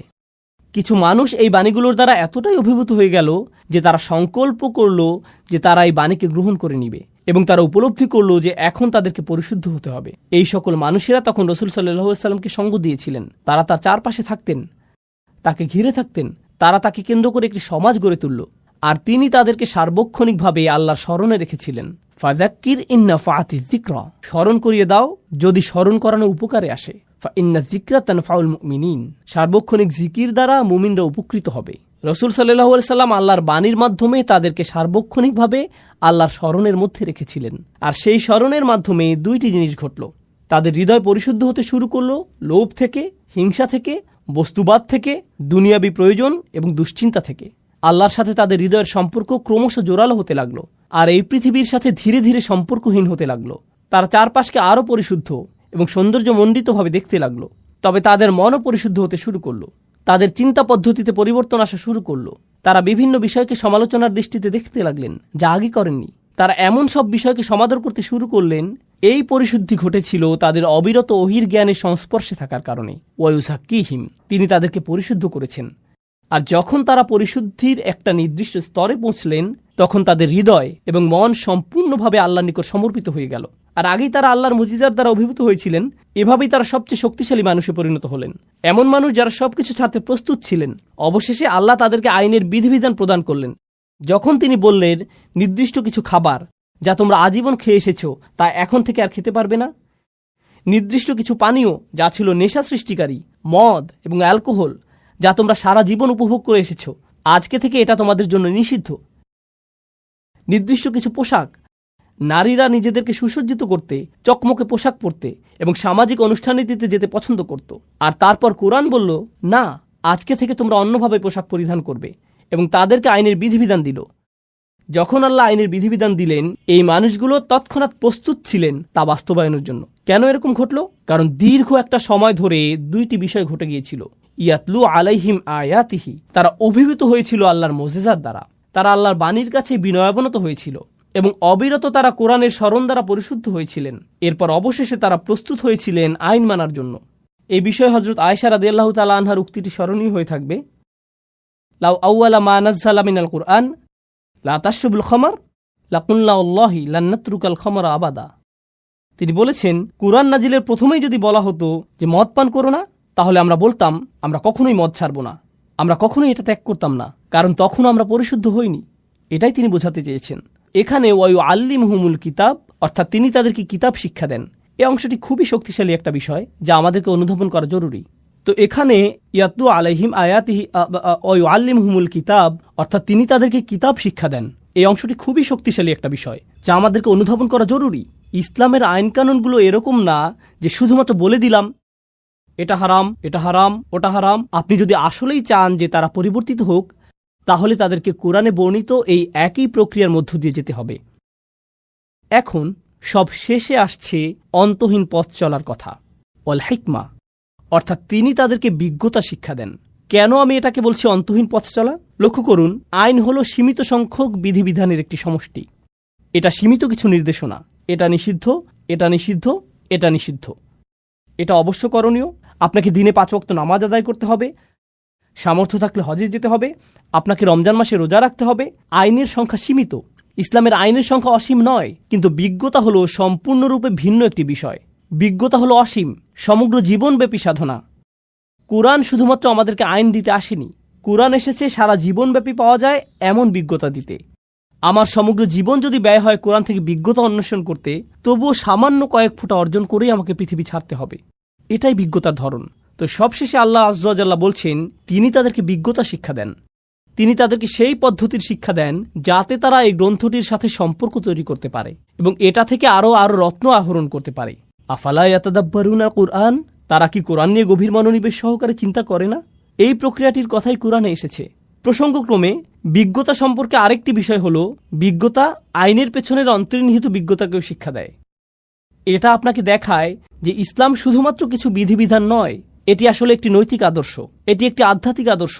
এই আইনগুলোর মধ্যে আধ্যাত্মিক কল্যাণ রয়েছে, নৈতিক কল্যাণ রয়েছে। আপনি যত বেশি অধ্যয়ন করবেন, আইনের পেছনের এই বিজ্ঞতাগুলো তত স্পষ্ট হতে শুরু করবে।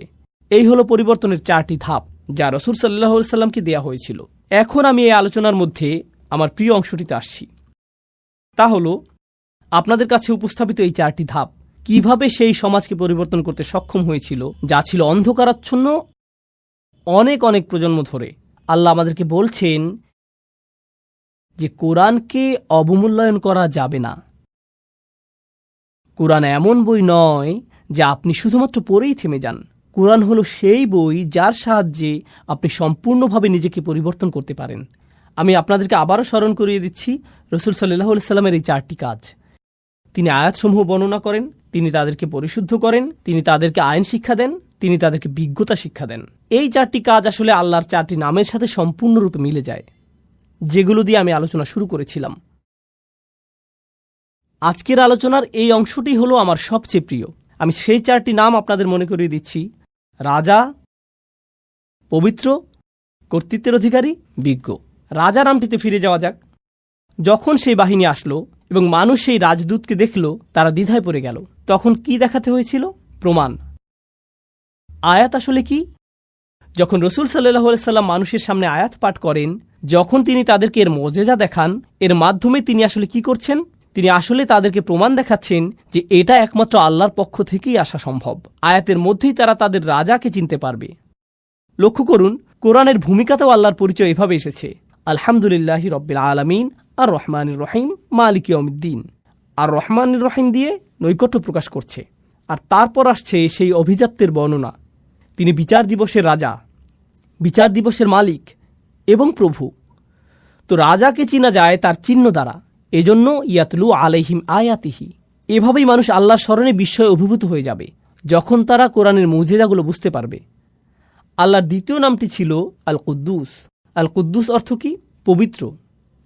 চিন্তা করুন, দ্বিতীয় আয়াতে রসুল সাল্লাল্লাহু আলাইহি সাল্লামের দ্বিতীয় কাজটি কি ছিল? ওয়ায়ুযাক্কিহিম, অর্থাৎ তিনি তাদেরকে পবিত্র করেন। পবিত্র হলো আল্লাহর গুণবাচক নাম, আর এই নামের দ্বারা অনুপ্রাণিত হয়ে এই কাজটি রসুল সাল্লাল্লাহু আলাইহি সাল্লাম করছেন। তিনি মানুষকে পবিত্র, পরিশুদ্ধ করছেন, তাদেরকে সেই পবিত্র সত্তার আরও নিকটবর্তী করার মাধ্যমে। রসুল সাল্লাল্লাহু আলাইহি সাল্লাম এটাই করেছেন। তিনি আল্লাহর এই 4টি নামকে মানুষের হৃদয়ে পৌঁছে দিয়েছেন। তিনি এগুলোকে মানুষের হৃদয়ে গেঁথে দিয়েছেন। আল্লাহর তৃতীয় নামটি ছিল আল আজিজ, কর্তৃত্বের অধিকারী। এমন কর্তৃত্ব যিনি সম্মান পাওয়ার যোগ্য। আর আইন প্রণয়ন ছাড়া কর্তৃত্ব পরিপূর্ণ হয় নাকি? কর্তৃত্বের অধিকারী আইন প্রণয়ন করতে পারেন। তাহলে রসুল সাল্লাল্লাহু আলাইহি সাল্লাম আইনের বিধিবিধান শিক্ষা দেন। কার পক্ষ থেকে এই আইন? কর্তৃত্বের অধিকারীর পক্ষ থেকে। কার কর্তৃত্ব সম্মান পাওয়ার যোগ্য? যতক্ষণ পর্যন্ত আপনার মধ্যে সেই কর্তৃত্বের প্রতি এই ভয়, এই সম্মান তৈরি না হবে, যতক্ষণ আপনি বুঝতে না পারবেন যে এই কর্তৃত্বের কাছ থেকে যা আসে তার উদ্দেশ্য আপনাকে পরিশুদ্ধ করা, আপনি সেই আইন বাস্তবায়ন করতে পারবেন না। আপনি সেই আইন অনুযায়ী জীবন পরিচালনা করতে পারবেন না। রসুল সাল্লাল্লাহু আলাইহি সাল্লাম আল্লাহর সেই ইজ্জাহ এর দাবি আদায় করেছিলেন মানুষকে আল আজিজের আইন এবং তার সংবিধান শিক্ষা দেওয়ার মাধ্যমে। সবশেষে প্রথম আয়াতে আল্লাহর শেষ নামটি ছিল আল হাকিম, অর্থাৎ বিজ্ঞ। আল্লাহর এই নামটি রসুল সাল্লাল্লাহু আলাইহি সাল্লামের কোন কাজের সাথে সামঞ্জস্যপূর্ণ? আল্লাহ সুবহানাহু ওয়া তাআলা বলছেন, ওয়া ইউআল্লিমুহুমুল কিতাবা ওয়াল হিকমা, তিনি তাদেরকে শিক্ষা দেন বিজ্ঞতা। আল্লাহ হলেন সবচেয়ে বিজ্ঞ, যিনি তার রাসূলকে শিক্ষা দিয়েছেন যাতে তিনি তার অনুসারীদের মনে বিজ্ঞতা সঞ্চারিত করেন, যারা এই আহ্বানে সাড়া দিবে এবং এই বিশ্বাসকে আলিঙ্গন করবে। সুবহানাল্লাহ। আল্লাহর 4টি নাম রসুল সাল্লাল্লাহু আলাইহি সাল্লামের উপর আরোপিত 4টি কাজের সাথে সরাসরি মিলে যাচ্ছে। এটাই হলো পরিবর্তনের জন্য কোরআনের বিস্ময়কর পথ চলা, যে পথে বহু মানুষ হেঁটেছে এই নামগুলোকে হৃদয়ে ধারণ করার মাধ্যমে, যা আকাশ এবং পৃথিবী উপলব্ধি করতে পেরেছে। আল্লাহ যা বলেছেন তা হলো, তোমরা যদি এই নামগুলোকে হৃদয়ে ধারণ করতে পারো, তোমরাও আকাশ এবং পৃথিবীর সাথে সামঞ্জস্যপূর্ণ হয়ে উঠবে।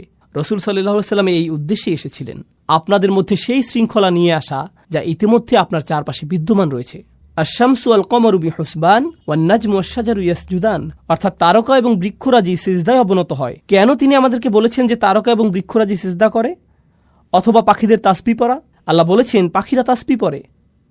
ওয়া ইম মিন শাইইন ইল্লা ইউসাব্বিহু বিহামদিহি ওয়ালাকিন লা তাফকাহুনা তাসবিহাহুম, অর্থাৎ এমন কোনো জিনিস নেই যা তার প্রশংসা সহকারে তাসবিহ করে না। তো এভাবেই আমরা আমাদের চারপাশের অন্য সৃষ্টি জগতের সাথে একত্র হতে পারি। এখন আমরা একটা মজাদার বিষয়বস্তুতে এসে পড়েছি। আগের সকল আলোচনার বিবেচনায় কিভাবে আমরা নিজেদের পরিবর্তনের বিষয়টা চিন্তা করতে পারি? ইন্টারেস্টিং একটা প্রশ্ন হলো, চমৎকার এই পরিবর্তনের বিষয়ে আমরা যখন চিন্তা করি, আমি ছোটবেলা থেকেই শুনে এসেছি, সম্ভবত আপনিও সারা জীবন খুতবা এবং আলোচনায় শুনেছেন, সাহাবীদের চরিত্র কত চমৎকার ছিল, তাদের জীবনের পরিবর্তন কতটা বিস্ময়কর ছিল, কি অবিশ্বাস্য পরিবর্তনের মধ্য দিয়ে তারা জীবন অতিবাহিত করেছিলেন, আল্লাহর প্রতি কি বিস্ময়কর আনুগত্য তারা প্রদর্শন করেছিলেন। আপনি তাদের সম্পর্কে শুধু শুনেই গিয়েছেন, আর আপনি মনে মনে হয়তো বলেছেন তারা এত ভালো ছিলেন, কিন্তু এর সাথে আমার সম্পর্ক কোথায়? তারা ছিলেন অসাধারণ, এটা আমার বুঝে আসে, কিন্তু আমি নিঃসন্দেহে তেমনটি নই। আমার দ্বারা কি এই ধরনের পরিবর্তন সম্ভব? কোরআন কি আমাকে শুধুমাত্র এই অসাধারণ ঐতিহাসিক পরিবর্তনের কথাই বলছে? এক্ষেত্রে লক্ষ্য করুন তৃতীয় আয়াতটি, দেখুন আল্লাহ কি বলছেন, ওয়া আখারিনা মিনহুম লাম্মা ইয়ালহাকু বিহিম ওয়া হুয়াল আজিজুল হাকিম, অর্থাৎ তারা ছাড়াও অন্যরা, যারা হয়তো আরব না, আর এর দ্বারা পরবর্তী প্রজন্ম বোঝাতে পারে, যারা এখনও তাদের সাথে মিলিত হয়নি। তৃতীয় আয়াতে এটাই বলছে যে তারা ছাড়াও অন্যরা, যারা এখনও তাদের সাথে এক হয়নি। ওয়া হুয়াল আজিজুল হাকিম, অর্থাৎ তিনি হলেন সকল কর্তৃত্বের অধিকারী। এর দ্বারা আল্লাহ বলছেন আধ্যাত্মিক ও নৈতিক এই বিপ্লবটি শুধুমাত্র এমন কিছু মানুষের মধ্যে সীমাবদ্ধ নয় যারা রাসূল সাল্লাল্লাহু আলাইহি সাল্লামের সাহচর্য পেয়েছেন, বরং এটা এমন একটা বিষয় যার ধারাবাহিকতা অব্যাহত থাকবে, কারণ তিনি হলেন সর্বশেষ রাসূল। অন্যরা এখনও তাদের সাথে যোগ দেয়নি, তারা কখনোই তাদের রাসূলের সাক্ষাৎ পায়নি, কিন্তু তারা কোরআনের সাক্ষাৎ পাবে। তারা কখনোই সাহাবীদের সাক্ষাৎ পায়নি, কিন্তু তারা একই ধরনের পরিবর্তনের সাক্ষাৎ পাবে। তারা আসছে। এটা শোনার পর রাসূল সাল্লাল্লাহু আলাইহি সাল্লামের সাহাবীরাও চিন্তা করেছিলেন, অন্যরা? এই অন্যরা কারা? মানহা উলা। তারা বলেছেন, কুন্না জুলুসা ইনদান নবী সাল্লাল্লাহু আলাইহি সাল্লাম, অর্থাৎ আমরা রাসূল সাল্লাল্লাহু আলাইহি সাল্লামের সান্নিধ্যে বসেছিলাম। নাযালাত আলাইহি সূরাতুল জুমআ, সূরা জুমআ নাজিল হলো। এই সূরাটি নাজিল হলো। আর যখন তিনি তিলাওয়াত করতে শুরু করলেন, তিনি পড়লেন ওয়া আখারিনা মিনহুম লাম্মা ইয়ালহাকু বিহিম, অন্যরা এখনও তাদের সাথে মিলিত হয়নি। যখন তারা এই আয়াতটি শুনলেন, তারা বললেন, এরা কারা? তখন রাসূল সাল্লাল্লাহু আলাইহি ওয়াসাল্লাম তাকালেন সালমান আল ফারসির দিকে। তিনি দেখালেন সালমান আল ফারসির দিকে। এরপরে কি ঘটেছিল তা বলার আগে আসুন সালমান ফারসি সম্পর্কে কিছুটা জেনে নেওয়া যাক। যারা জানেন না তাদের জন্য বলছি, তার নামের অর্থ হল পারস্যবাসী সালমান। নাম থেকে বোঝা যায় তিনি কোন এলাকার। তিনি পারস্য বা ইরানের মানুষ। তিনি জন্মেছিলেন এবং বেড়ে উঠেছিলেন অগ্নিপূজক পুরোহিত একটি পরিবারে। তার পরিবার ছিল অগ্নিপূজারীদের ধর্মীয় গুরু শ্রেণীর। তিনি তার ধর্মকে অস্বীকার করেছিলেন। এটা তার কাছে যুক্তিসঙ্গত মনে হয়নি। তিনি একমাত্র সত্য সৃষ্টিকর্তার সন্ধান করছিলেন, আর তার এই বিশ্বাসের জন্য তিনি অত্যাচারিত, কারাবন্দী এবং নির্যাতিত হয়েছিলেন। তার পরিবারের জন্য তিনি লজ্জার কারণে পরিণত হয়েছিলেন। তিনি বন্দিদশা থেকে মুক্ত হলেন, পালিয়ে গেলেন সত্যের সন্ধানে। এরপর একজন খ্রিস্টান পাদ্রীর সাক্ষাৎ পেলেন, তার শিষ্যত্ব গ্রহণ করলেন, যিনি তাকে শিক্ষা দিয়েছিলেন পূর্ববর্তী আসমানি গ্রন্থসমূহ, তাওরাত, হিব্রু বাইবেল। আরও শিক্ষা দেন ঈসা আলাইহিসসালামের শিক্ষাগুলো। তাকে শিক্ষা দেন সর্বশেষ নবীর আবির্ভাবের লক্ষণসমূহ, যিনি আসবেন মদিনাতে। তো সালমান আল ফারসি বললেন, আমাকে সেখানে যেতে হবে, সর্বশেষ নবীর সাক্ষাৎ পাওয়ার জন্য আমি সেখানে যেতে চাই। তো তিনি রওনা দিলেন এবং ডাকাতের হাতে পড়ে দাস হিসেবে বিক্রি হয়ে গেলেন। দাস হিসেবে মদিনাতেই তাকে নিয়ে আসা হলো। দাস হিসেবে থেকেই সেখানে রাসূল সাল্লাল্লাহু আলাইহি সাল্লামের আগমনের অপেক্ষা করছিলেন। আর যখন রাসূল সাল্লাল্লাহু আলাইহি সাল্লাম হিজরত করে মদিনায় আসলেন, তিনি নিজেকে উপস্থাপন করলেন এবং বললেন, আমি এভাবে এখানে এসেছি, আমি আপনার সাক্ষাতের প্রত্যাশা এখানে এসেছি। ফিরে আসছি আমাদের আলোচনায়। উনি ছিলেন ইরানের অধিবাসী, যিনি এমন পরিবেশে ছিলেন যার ইসলামের সাথে কোনো সম্পর্ক ছিল না, কোনো দাওয়াত, কোনো প্রচারণা ছিল না। তিনি নিজে সত্যের অনুসন্ধান করেছিলেন এবং রাসূল সাল্লাল্লাহু আলাইহি সাল্লামের সান্নিধ্য লাভে ধন্য হয়েছিলেন। ইনি সেই ব্যক্তি। সাহাবীরা রাসূল সাল্লাল্লাহু আলাইহি সাল্লামকে প্রশ্ন করলেন, অন্যরা এখনো তাদের সাথে মিলিত হয়নি, এরা কারা? তিনি সালমান আল ফারসির দিকে ইশারা করলেন। তারপর বললেন, লাউ কানা ঈমানু ইনদা সুরাইয়া, ঈমান যদি বৃহস্পতি গ্রহের মতো দূরবর্তী স্থানেও থাকত, লানালাহু রিজালুম মিন হাউলা, তার মতো মানুষেরা ঈমানের জন্য সেখানেও পৌঁছে যেত।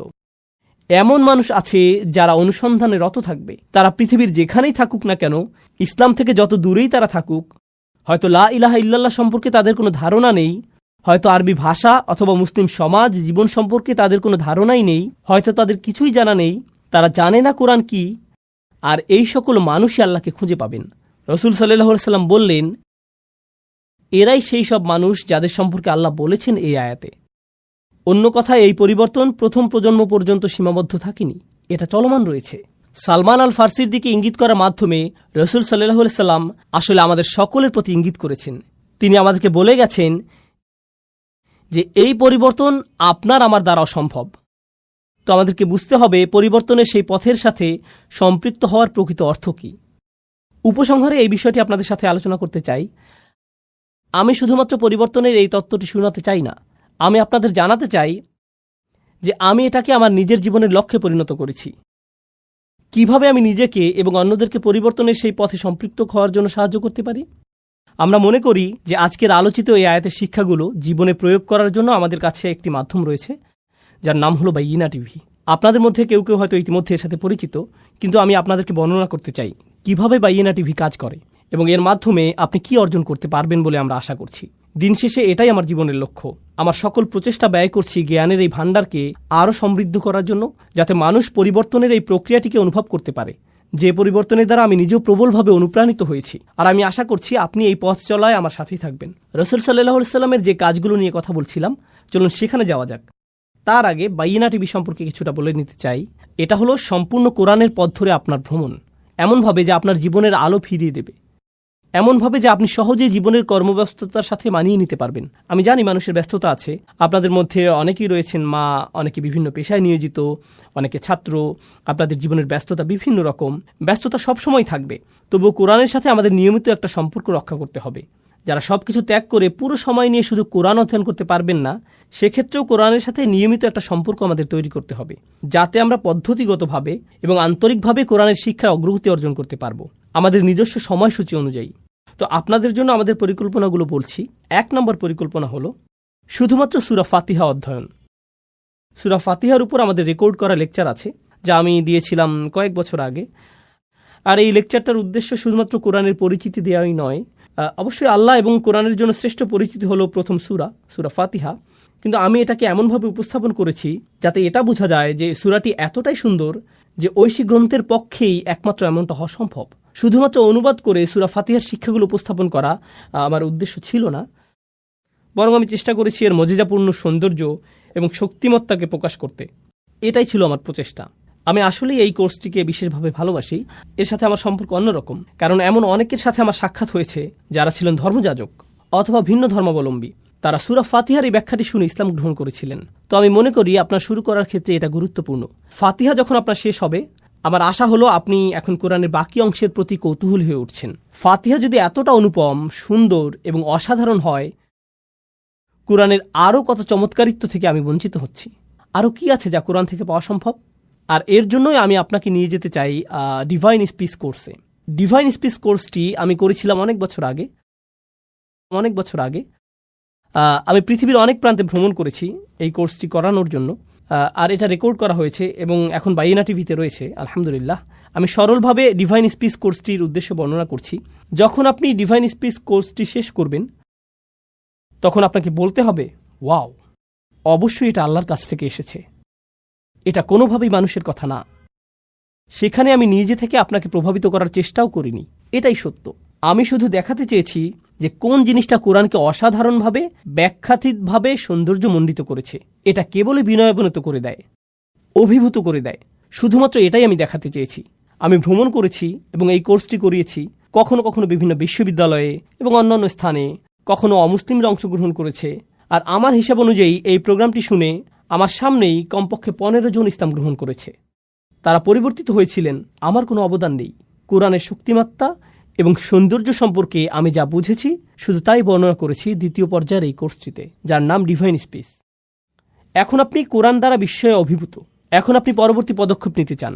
সেই তৃতীয় পদক্ষেপটি হল কোরআনের সামগ্রিক মেসেজ সম্পর্কে একটা ধারণা পাওয়া। সামগ্রিক একটা ধারণা, কোরআনের বিষয়ভিত্তিক সামগ্রিক একটা চিত্র। কোরআনের প্রধান বিষয়বস্তুগুলো যেভাবে এই কোর্সটি সাজানো হয়েছে তা হলো, আমি কোরআন থেকে কিছু অনুচ্ছেদ বাছাই করেছি যা কোরআনের প্রধান বিষয়বস্তুগুলোর প্রতিনিধিত্ব করে। আপনি যদি কোরআনকে কল্পনা করেন একটি বিল্ডিং হিসেবে, এই বিষয়বস্তুগুলো হলো এক একটি পিলার যা একে ধরে রেখেছে। তো আপনি যদি এই অনুচ্ছেদগুলো অধ্যয়ন করেন, কোরআনের মূল বিষয়বস্তু সম্পর্কে আপনি মোটামুটি একটা ভালো ধারণা পাবেন। এরপর কোরআনের যে অংশে আপনি অধ্যয়ন করেন, আপনি সেটিকে এই অনুচ্ছেদগুলোর যে কোনো একটির সাথে সম্পর্কিত করতে পারবেন। এটাই হলো এর উদ্দেশ্য। তো সম্পূর্ণ কোরআন অধ্যয়ন করার আগে আপনি একটি সামগ্রিক চিত্র পেয়ে যাবেন। এটি মূল বিষয়বস্তুগুলো নিয়ে বেশ পরিমিত একটা ধারণা।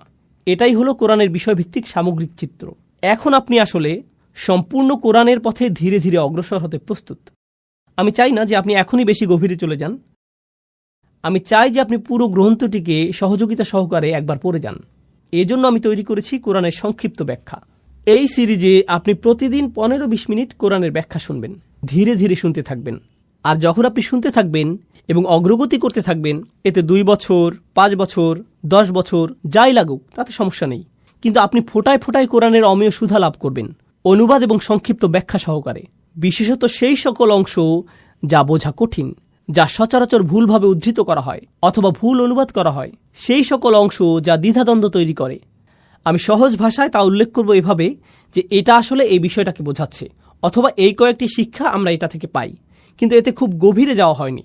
তথ্যের আধিক্যে অভিভূত হয়ে যেতে হবে এমনটা নয়। এর উদ্দেশ্য হলো আপনি প্রতিদিন কোরআনের একটি করে ডোজ পেয়ে যাচ্ছেন এবং আপনি পুরো কোরআনটি এভাবে শেষ করছেন। এটাই সংক্ষিপ্ত ব্যাখ্যা সহ কোরআন। আর তারপর আসছে সর্বশেষ পদক্ষেপ। আমার জন্য এটাই হলো সবচেয়ে পছন্দের পদক্ষেপ। আগেরগুলো বাদ দিয়ে প্রথমে এখান থেকে শুরু করা ঠিক হবে না। আমি চাই আপনি সম্পূর্ণ প্রক্রিয়াটি সময় নিয়ে অনুসরণ করুন। সর্বশেষ পদক্ষেপটিকে বলা হয় গভীর পর্যবেক্ষণ। আর গভীর পর্যবেক্ষণ হলো যা আমি নিজের জন্য করার সিদ্ধান্ত নিয়েছিলাম, আর আপনি নিজেও এটা প্রত্যক্ষ করবেন। যখন আপনি কোরআনের শুরু থেকে শেষ পর্যন্ত পড়ে শেষ করবেন, আপনি উপলব্ধি করবেন যে অনেক কিছু বাকি রয়ে গেছে যা আমি শিখতে চাই। এটা এরকম যে আমি শুধু সমুদ্রের উপরিভাগ স্পর্শ করেছি, আমি ফিরে যেতে চাই এবং আবারও অনুসন্ধান করতে চাই, আবারও করতে চাই। তো কয়েক বছর আগে আমি সিদ্ধান্ত নেই যে আমি আমার কোরআন অধ্যয়নকে পুনরায় শুরু করব। এই অধ্যয়নের সময় আমি ধরে নিলাম যে এর আগে কখনো আমি এটা অধ্যয়ন করিনি, আর আমি চেষ্টা করেছি আগে যতটাই অধ্যয়ন করেছি তার চেয়ে আর গভীরে গিয়ে অধ্যয়ন করার জন্য। আলহামদুলিল্লাহ, বাইয়েনা ইনস্টিটিউটে আমি একটা রিসার্চ টিম গঠন করেছি, যারা আমাকে সাহায্য করে কোরআন নিয়ে গভীর অধ্যয়নের জন্য, যাতে আমরা আমাদের সর্বোচ্চ প্রচেষ্টা দিয়ে আপনাদের কাছে আল্লাহর বাণীর গভীরতর মর্ম উপস্থাপন করতে পারি। এটাই গভীর পর্যবেক্ষণ। এটা নিয়ে আমি ভবিষ্যতে ব্যস্ত থাকব। আমি চাই সামনে বছরের পর বছর ধরে গভীর পর্যবেক্ষণ করে যেতে। আর এটা আমি আপনাদের কাছেও আশা করি, যাতে একই সাথে এই পথ চলায় অংশগ্রহণ করা যায়, যাতে একসাথে পথ চলা যায়। আমি আপনাদের কাছে সেই পথ চলা শেষ করার আশা করছি না। আমি শুধু আশা করছি আপনি সেই পথ চলায় একটা পদক্ষেপ রাখুন। আর এটা দিয়ে আলোচনাটির সমাপ্তির দিকে যাচ্ছি। এই 5টি পদক্ষেপ যা আপনাদের কাছে উল্লেখ করেছি, সূরা ফাতিহা দিয়ে শুরু, ডিভাইন স্পিচ, কোরআনের বিষয়ভিত্তিক সামগ্রিক চিত্র, সংক্ষিপ্ত ব্যাখ্যা, গভীর পর্যবেক্ষণ, এই 5টি পদক্ষেপ। জানেন এগুলো কোথা থেকে অনুপ্রাণিত? এগুলো রাসূল সাল্লাল্লাহু আলাইহি সাল্লামের সেই 4টি কাজ থেকে অনুপ্রাণিত। এটা আমি আপনাদেরকে দেখাতে চাই। রাসূল সাল্লাল্লাহু আলাইহি সাল্লামের প্রথম কাজটি ছিল ইয়াতলু আলাইহিম আয়াতিহি। তিনি মানুষকে পরিচয় করিয়ে দিবেন মুজিজাসমূহ। তিনি মানুষকে পরিচয় করিয়ে দিবেন আল্লাহর বিস্ময়কর বাণী, যা তাদের রাজার সামনে তাদেরকে বিনয়াবনত করে। ফাতিহা সিরিজ এবং ডিভাইন স্পিচ সিরিজ তৈরির পেছনে আসলে এই চিন্তাটিই ছিল চালিকা শক্তি। আপনি এই 2টি সিরিজের মধ্য দিয়ে যাবেন, কারণ এর মাধ্যমে আমরা আপনাকে ইয়াতলু আলাইহিম আয়াতিহি এই আয়াতটির কিছুটা স্বাদ দিতে চাই। এটাই রাসূল সাল্লাল্লাহু আলাইহি সাল্লামের প্রথম কাজ। রাসূল সাল্লাল্লাহু আলাইহি সাল্লামের দ্বিতীয় কাজটি ছিল ওয়ায়ুযাক্কিহিম, অর্থাৎ তিনি তাদেরকে পরিচ্ছন্ন করেন, তিনি তাদেরকে পরিশুদ্ধ করেন। কিভাবে তিনি তাদেরকে পরিশুদ্ধ করেন? অবিরত, নিয়মিত স্মরণের মাধ্যমে। কোরআনের বিষয়ভিত্তিক সামগ্রিক চিত্র এবং সংক্ষিপ্ত ব্যাখ্যা, এগুলোর মাধ্যমে আমরা কি আশা করছি? নিয়মিত স্মরণ। এটা এমন একটা মাধ্যম যার দ্বারা আমরা আশা করছি আপনার হৃদয় পরিশুদ্ধ হবে, আপনার মন পরিশুদ্ধ হবে। আপনি প্রতিদিন 15-20 মিনিট গাড়িতে বসে শুনতে থাকবেন, আর এর মাধ্যমে এমন উপদেশ পাবেন যা আপনাকে সারাদিন পথ নির্দেশ করবে। আপনি ক্রমশ আপনার জীবনে কোরআনের ছোঁয়া অনুভব করতে থাকবেন, কারণ আপনি অবিরত দৈনিক ডোজ নিচ্ছেন। আমি আসলে আশা করছি না যে আপনি এর জন্য কাগজ কলম নিয়ে বসবেন। আমি চাই যে আপনি শুধু শুনুন, এটাই যথেষ্ট। এই নিজেরই একটা পরিশুদ্ধকারী প্রভাব রয়েছে। আপনি যদি রাসূল সাল্লাল্লাহু আলাইহি সাল্লামের কাজগুলো লক্ষ্য করেন, সেগুলো ছিল ইয়াতলু আলাইহিম আয়াতিহি, এটা হলো ফাতিহা এবং ডিভাইন স্পিচ। ওয়ায়ুযাক্কিহিম, অর্থাৎ তিনি তাদেরকে পরিশুদ্ধ করেন। আমাদের আশা যে পরিশুদ্ধকরণ হবে কোরআনের বিষয়ভিত্তিক সামগ্রিক চিত্র এবং সংক্ষিপ্ত ব্যাখ্যার অবিরত স্মরণের মাধ্যমে। এরপরে রাসূল সাল্লাল্লাহু আলাইহি সাল্লামকে আরও যে কাজ দেয়া হয়েছিল তা হলো তিনি তাদেরকে আইন এবং বিজ্ঞতা শিক্ষা দেন। আর শিক্ষা বলতে বোঝায় যখন আপনি একজন ছাত্র এবং আপনার জন্য রয়েছে একজন শিক্ষক। এই বিষয়টির গভীরতা আরও বেশি, এটি আরও বেশি মনোনিবেশ দাবি করে। এখন আপনাকে কাগজ কলম নিয়ে বসতে হবে, আর এজন্যই আমরা তৈরি করেছি গভীর পর্যবেক্ষণ কোর্সটি। গভীর পর্যবেক্ষণ কোর্সটি হলো কোরআনের গভীরে দৃষ্টি দেয়া, যাতে আমরা আইন কানুন শিখতে পারি এবং আমাদের সর্বোচ্চ চেষ্টা দিয়ে কোরআন থেকে বিজ্ঞতা শিখতে পারি। কোরআনে বর্ণিত এই প্রক্রিয়াটিকে আমি আপনাদের সবাইকে অনুসরণের পরামর্শ দিচ্ছি। এই মুহূর্তে আমি আপনাদের সাথে অনলাইনে কথা বলছি, হয়তো আমাদের মাঝে হাজার হাজার মাইল দূরত্ব, কিন্তু কল্পনা করুন এখন আমি আপনার সামনে বসে আছি। আমি আসলেই আপনার কল্যাণ কামনা করি। আপনি যদি ব্যক্তিগতভাবে আমার কাছে আসেন, যদি আপনার সাথে আমার দেখা হয়ে যায় কোনো এয়ারপোর্টে অথবা রেস্টুরেন্টে, আর আপনি জিজ্ঞেস করেন, ওস্তাদ আমি কিভাবে কোরআন অধ্যয়ন করব, তখন এই একই পরামর্শ আমি আপনাকে দিব। আপনার প্রতি এটাই আমার ব্যক্তিগত পরামর্শ। এর জন্য একেবারে শত শত ঘন্টা ব্যয় করার প্রয়োজন নেই। না, আমি শুধু চাই অল্প অল্প করে প্রচেষ্টা করা। আমাদের রাসূল সাল্লাল্লাহু আলাইহি সাল্লাম বলেছেন, খয়রুল উমুরি আদওয়ামুহা ওয়া ইন কাল্লা, অর্থাৎ সর্বোত্তম কাজ হলো সেগুলো যা নিয়মিত করা হয়। এটাই আমাদের কাছে চাওয়া হয়েছে। যদি কোরআনের পথে এই পথ চলাতে আমার মৃত্যু হয়, আমি সফল হয়ে গিয়েছি। এটাই আমার কাছে গুরুত্বপূর্ণ, এটাই আমি আপনার জন্যও চাই। তো যদি আপনি আমার পরামর্শে আস্থা রাখেন, আমি চাই যে আপনি এই পথ চলায় সামিল হন। বাইয়েনা টিভির ওয়েবসাইটে যান, আজই সাইন আপ করুন। 2 সপ্তাহের জন্য ফ্রি সাবস্ক্রিপশন ব্যবস্থা রয়েছে, যাতে আপনি একটি ধারণা পেতে পারেন। আলোচনা শোনা শুরু করে দিন। প্রতিজ্ঞা করুন যে সকালে যাতায়াতের সময় অথবা বিকেলে অথবা রাতে ঘুমানোর আগে আপনি আপনার প্রতিদিনের ডোজটি নেবেন, অল্প অল্প করে অল্প অল্প করে অল্প অল্প করে। আপনারা হয়তো জানেন না যে ইউটিউবে আমার হাজারো ভিডিও রয়েছে। আমি কথা বেশি বলি, আমার মা আমার সম্পর্কে এমনটাই বলেন। আমার হাজারো ভিডিও রয়েছে বিভিন্ন জায়গায়।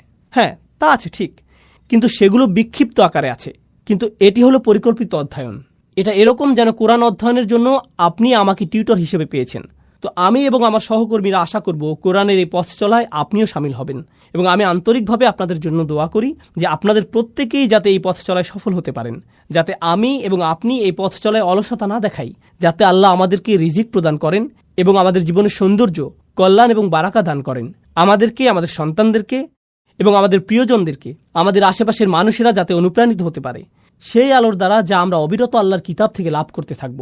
এগুলো বানানোর পেছনে আমার উদ্দেশ্য ছিল আল্লাহর সন্তুষ্টি অর্জন। আপনার উদ্দেশ্য হওয়া উচিত তাকে সন্তুষ্ট করা, তার বাণীর সাথে সম্পর্ক স্থাপনের মাধ্যমে। ও আল্লাহ, আমি শুধু আপনার বাণী আরও বেশি করে অনুধাবন করতে চাই। আমি আরও বেশি আপনার বাণী অনুযায়ী চলতে চাই। আমি আমার হৃদয়কে আরও বেশি আপনার বাণী দ্বারা অনুপ্রাণিত করতে চাই। এটাই বাইয়ানা টিভির উদ্দেশ্য। অন্য কিছুই আমার কাছে গুরুত্বপূর্ণ নয়। আর কিছু না করে যদি আমরা এটুকুই করে থাকি, তাতেই আমি সন্তুষ্ট। আর আমি সন্তুষ্ট হব আপনার জন্য যদি আপনি আমাদেরকে সেই সম্মান দান করেন, যাতে আমরা একই সাথে আপনাকে নিয়ে এই পথ চলা শুরু করতে পারি। আশা করি দেখা হবে এই 2 সপ্তাহ ফ্রি সাবস্ক্রিপশনে। এখনই শুরু করুন। পরিবার এবং বন্ধুবান্ধবকে জানিয়ে দিন। আরও যোগ করে আমি বলতে চাই, অমুসলিম পরিবার এবং বন্ধুবান্ধব থাকলে তাদেরকেও জানিয়ে দিন, তাদেরকে একটি সাবস্ক্রিপশন নিয়ে দিন। আমার এমন কর্মচারী আছেন যারা তাদের অমুসলিম মা বাবাকে সাবস্ক্রিপশন উপহার দিয়েছেন। খ্রিস্টান মা, যিনি শুনবেন সূরা আলে ইমরানের তাফসির এবং এটি অধ্যয়ন করবেন। কেন নয়? তাদেরকে আল্লাহর কিতাবের সাথে পরিচয় করিয়ে দিন। সরাসরি কোরআন ছাড়া আর ভালো কি হতে পারে, যার থেকে তারা ইসলাম সম্পর্কে জানতে পারবে? তাদেরকে সরাসরি আল্লাহর কথা শোনার সুযোগ দিন। তো আমি আশা করছি যে এই প্রচেষ্টাটি আল্লাহ আমাদের সবার পক্ষ থেকে কবুল করে নেবেন। আপনারা সবাই আলোচনাটি শুনেছেন, এজন্য কৃতজ্ঞতা প্রকাশ করছি। আমি অত্যন্ত উৎসাহী এই জন্য যে আমরা একটি অ্যাপও তৈরি করেছি। আপনাদের যাদের ভিডিও দেখার সুযোগ কম, অডিও হলে সুবিধা হয়, অ্যাপ থেকে অডিও ডাউনলোড করতে পারেন। এটা পাবেন অ্যাপ স্টোরে, আইফোন এবং অ্যান্ড্রয়েড অ্যাপ হিসেবে। ব্যস্ততার মধ্যেও আলোচনাগুলো শোনার জন্য এটা একটা সহজ উপায় ইনশাআল্লাহ। আমি আন্তরিকভাবে আশা করি আপনারা যাতে উপকৃত হতে পারেন। অনেক অনেক ধন্যবাদ আজকে অংশগ্রহণ করার জন্য। জাযাকুমুল্লাহু খাইরান। আসসালামু আলাইকুম ওয়া রাহমাতুল্লাহি ওয়া বারাকাতুহু।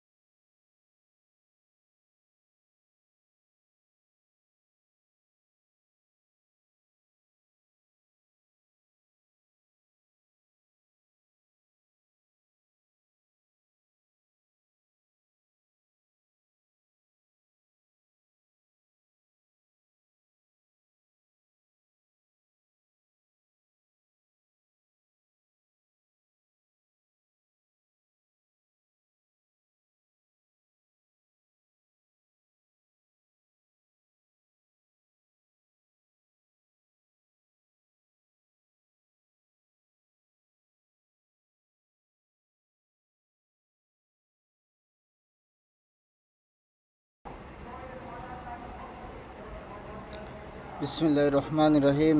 হুজুর সাল্লাল্লাহু আলাইহি ওয়াসাল্লাম ইরশাদ করিয়াছেন, হক তাআলা সানাহু কিয়ামতের দিন আমার উম্মতের মধ্য হইতে এক ব্যক্তিকে বাছাই করিয়া সমস্ত হাসরবাসীর সামনে ডাকিবেন এবং তাহার সামনে আমলে 99টি দপ্তর খুলিবেন।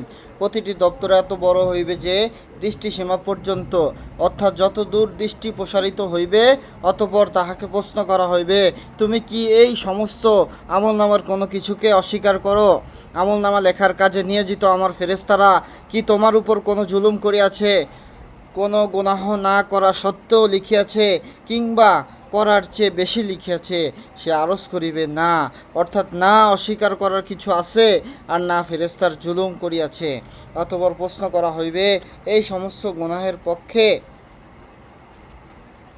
তোমার নিকট কোনো ওজর আছে কি? সে আরজ করিবে, কোনো ওজর নাই। ইরশাদ হইবে, আচ্ছা, তোমার একটি নেকি আমার নিকট আছে। আজ তোমার উপর কোনো জুলুম করা হইবে না। অতঃপর একটি কাগজের টুকরা বাহির করা হইবে, যাহাতে লেখা থাকিবে, আশহাদু আল্লা ইলাহা ইল্লাল্লাহু ওয়া আশহাদু আন্না মুহাম্মাদান আবদুহু ওয়া রাসূলুহু। ইরশাদ হইবে, যা ইহাকে ওজন করাইয়া লও। সে আরজ করিবে, এতগুলো দপ্তরের মোকাবেলায় এই সামান্য কাগজের টুকরা কি কাজে আসিবে? ইরশাদ হইবে, আজ তোমার উপর জুলুম করা হইবে না। অতঃপর ওই সমস্ত দপ্তরকে এক পাল্লায় রাখা হইবে আর অপর দিকে কাগজের ওই টুকরাটিকে রাখা হইবে।